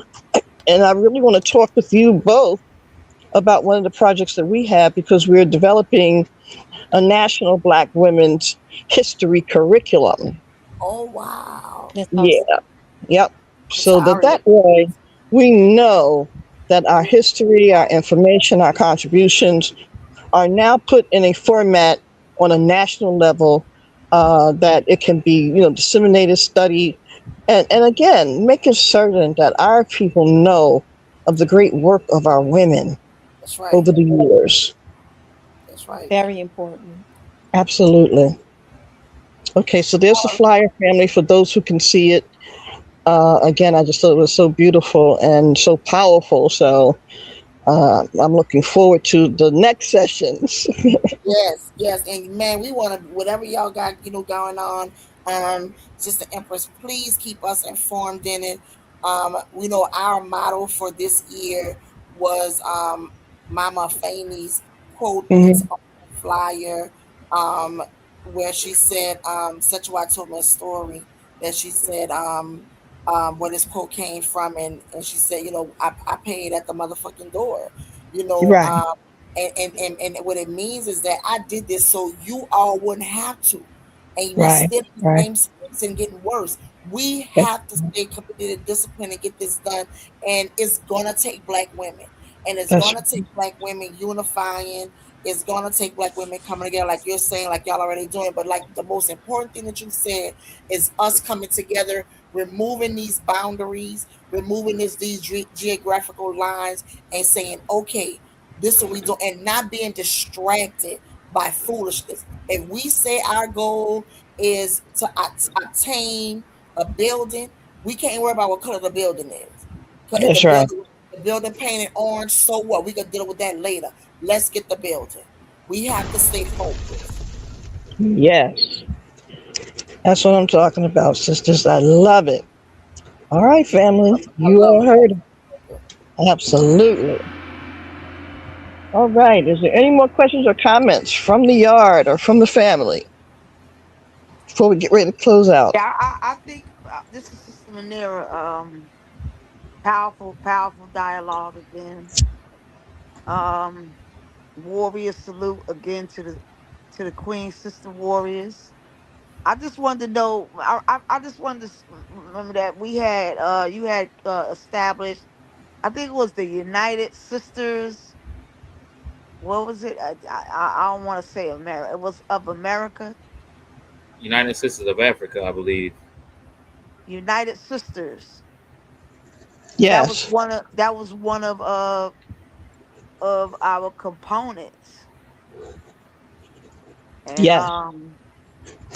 we definitely need to push that in full throttle because we as women we have to unite on every four corners. I mean, like globally, And I remember when um we had attended the sessions at the UN to see like all the powerful women voices there was just like, oh, It was just this like breathtaking when I went to that session, and I remember President General when you had made the call out to attend that, and that was just this powerful to see a sea of women who were women freedom fighters from all over the globe.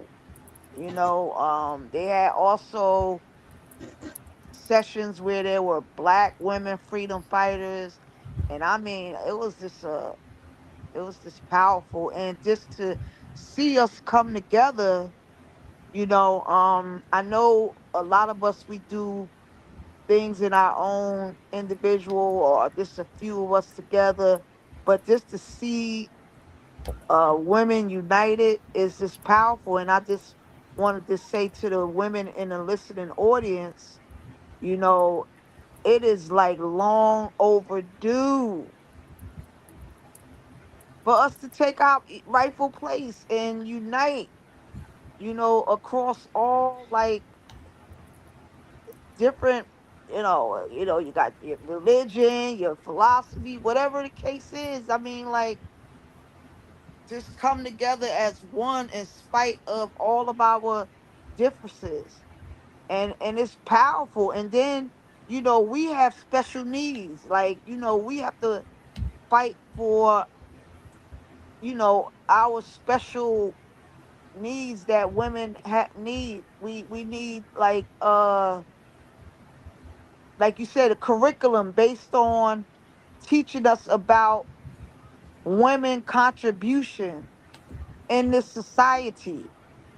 Because a lot of our women, if they don't, this is what really opened and broadened my mindset, is because when I was locked behind the belly of the beast, I started reading about Asada, and I was like, oh my God. And then Harriet, and then, all the power women in the vanguard. I mean, it was like,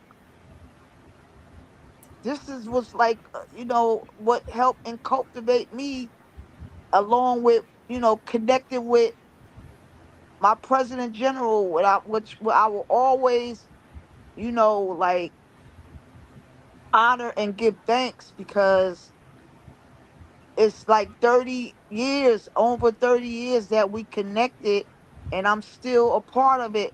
But she have helped me evolve so much. I just this is just powerful, you know. But let me just get off my soapbox. But I'm just wanting to say that it is very, very important. It's essential. It's like a need. It's like, it's something that we must do, because that would help with the growth and the development of our women and girls. Is to have us, each one teach one, and tell our stories, and stand on things that we need to fight for as women, and build for our own, create our own opportunities. And it's just a lot. But it's just good hearing from you all. It's like we just have to, like, spread the good news to all of our, women, and particularly women freedom fighters, that we have to join and connect together and do this work. So give thanks again. Powerful session, very touching. Um, and it this a good thing to hear, that we do have powerful sisters like you all that's doing the work in your perspective community. So give thanks again. All right. Thank you, sister. All right. Well, I guess we can get ready to close out. Let's go back to our sisters and get their closing comments for tonight. And then we're going to call it a wrap. I've been dropping some stuff in the chat, and Captain Amuma has been sharing, and thank you for that. Just some stuff that people can even get started on. doing. We do a Black Power doc series here in New Orleans.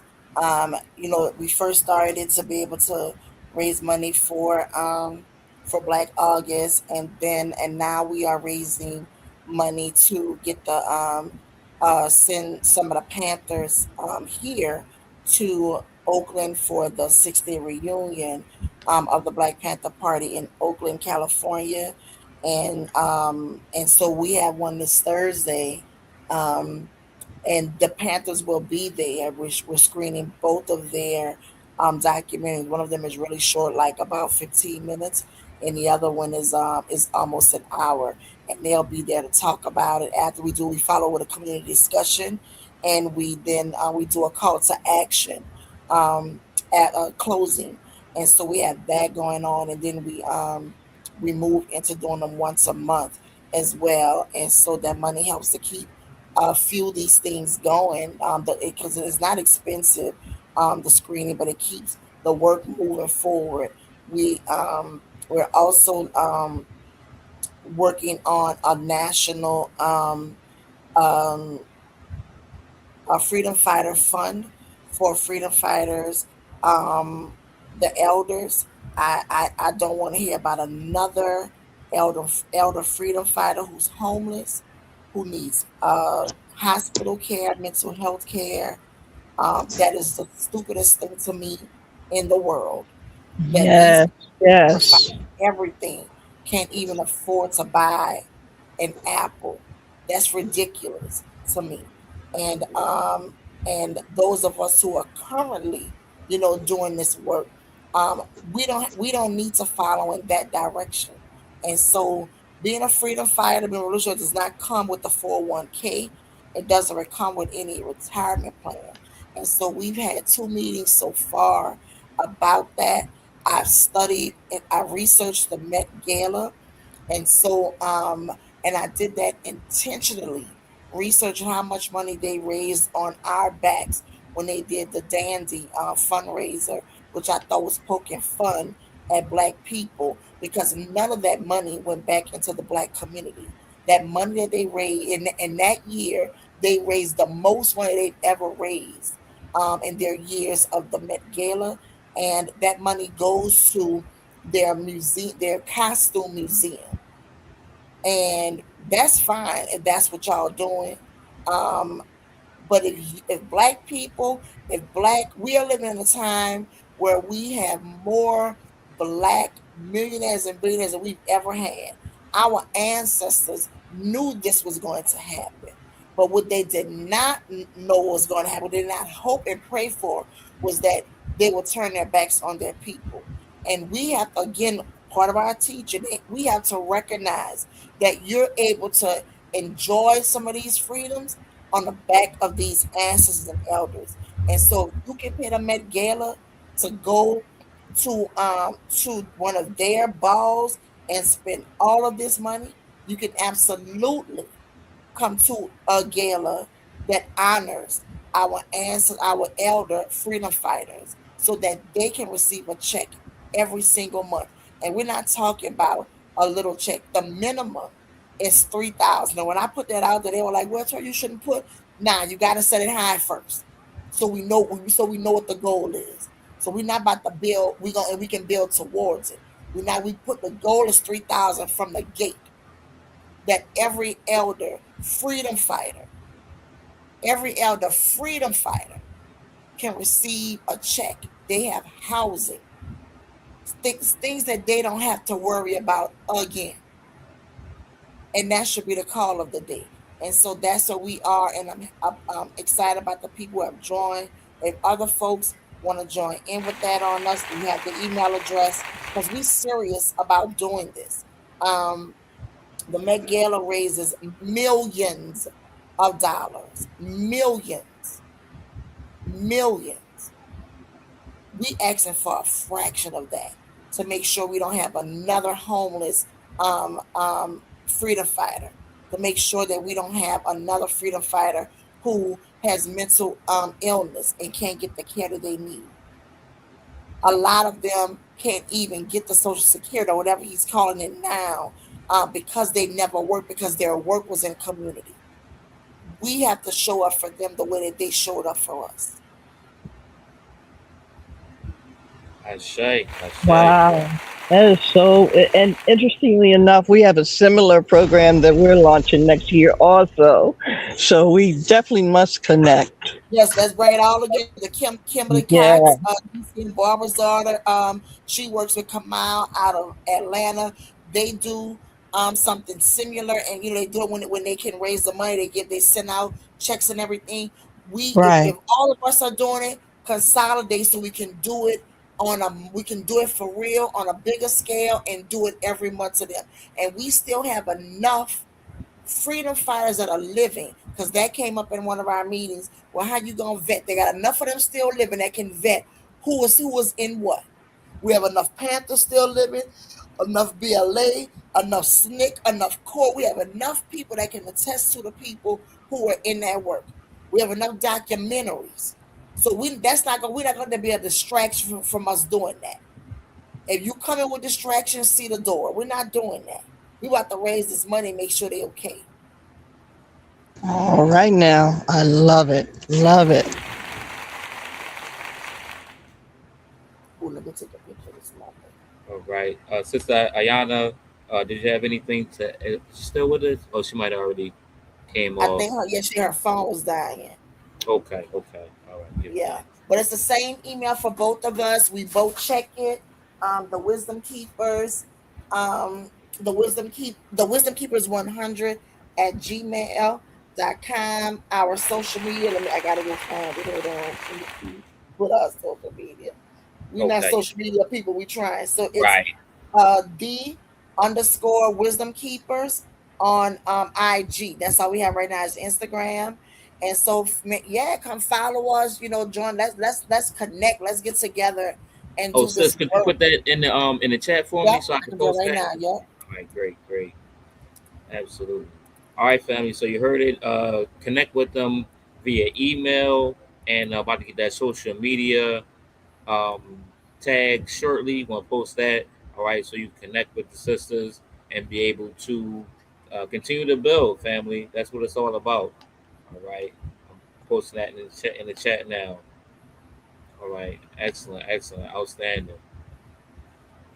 All right, so let me turn it back over to Sister Empress for any closing thoughts or final remarks before we get ready to close out for this evening.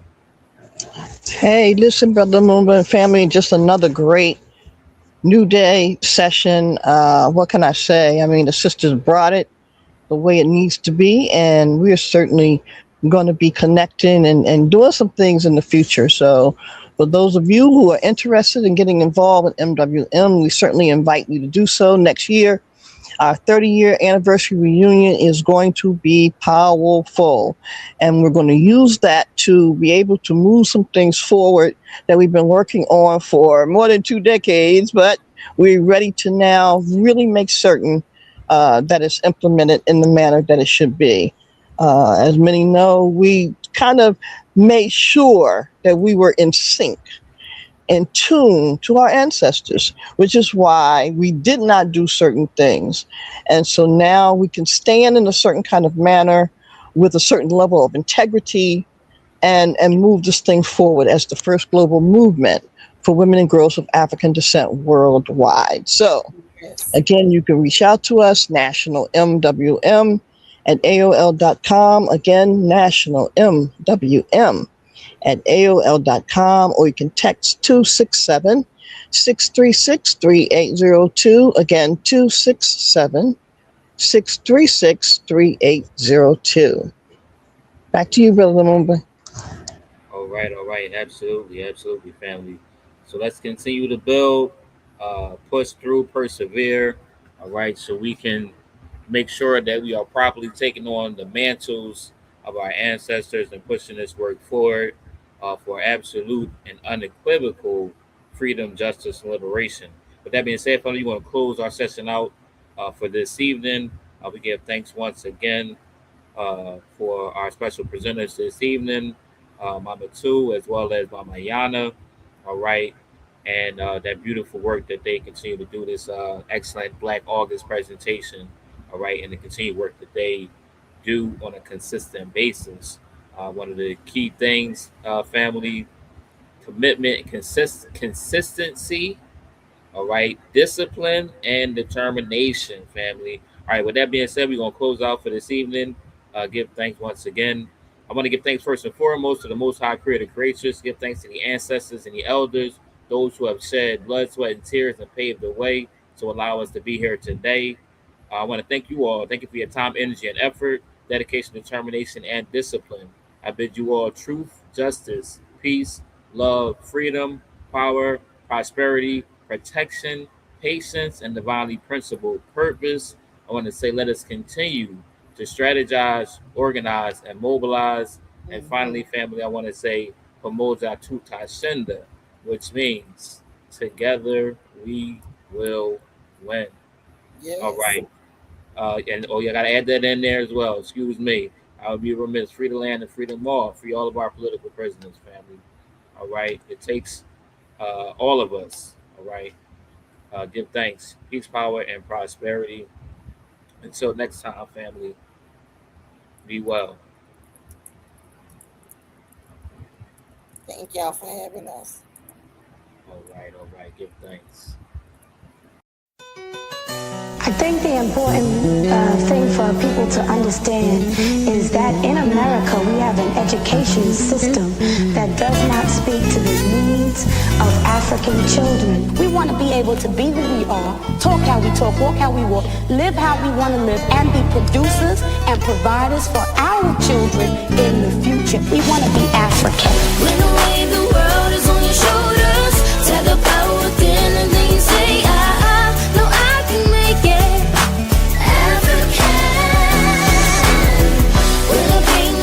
Try to consume you. They can do what they want, cause I will never stop growing, and we can make it African.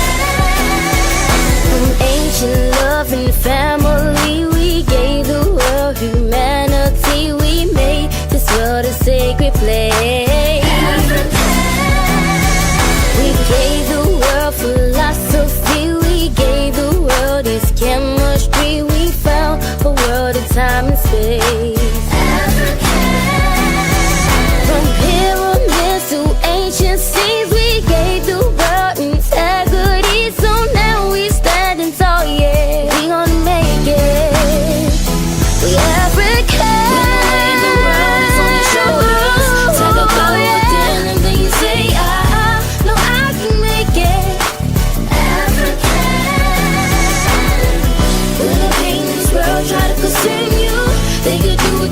Cause I will never stop growing, and we can make it African.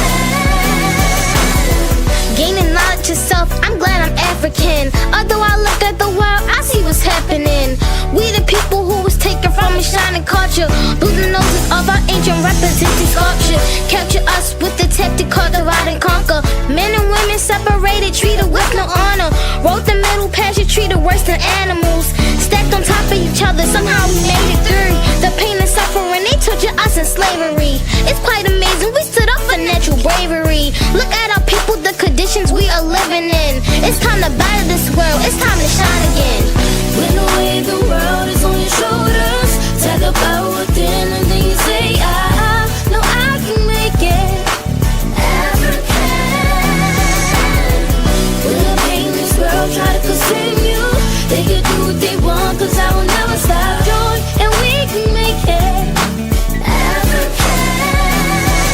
We're in this together, for better or worse, through the dark and the light. African.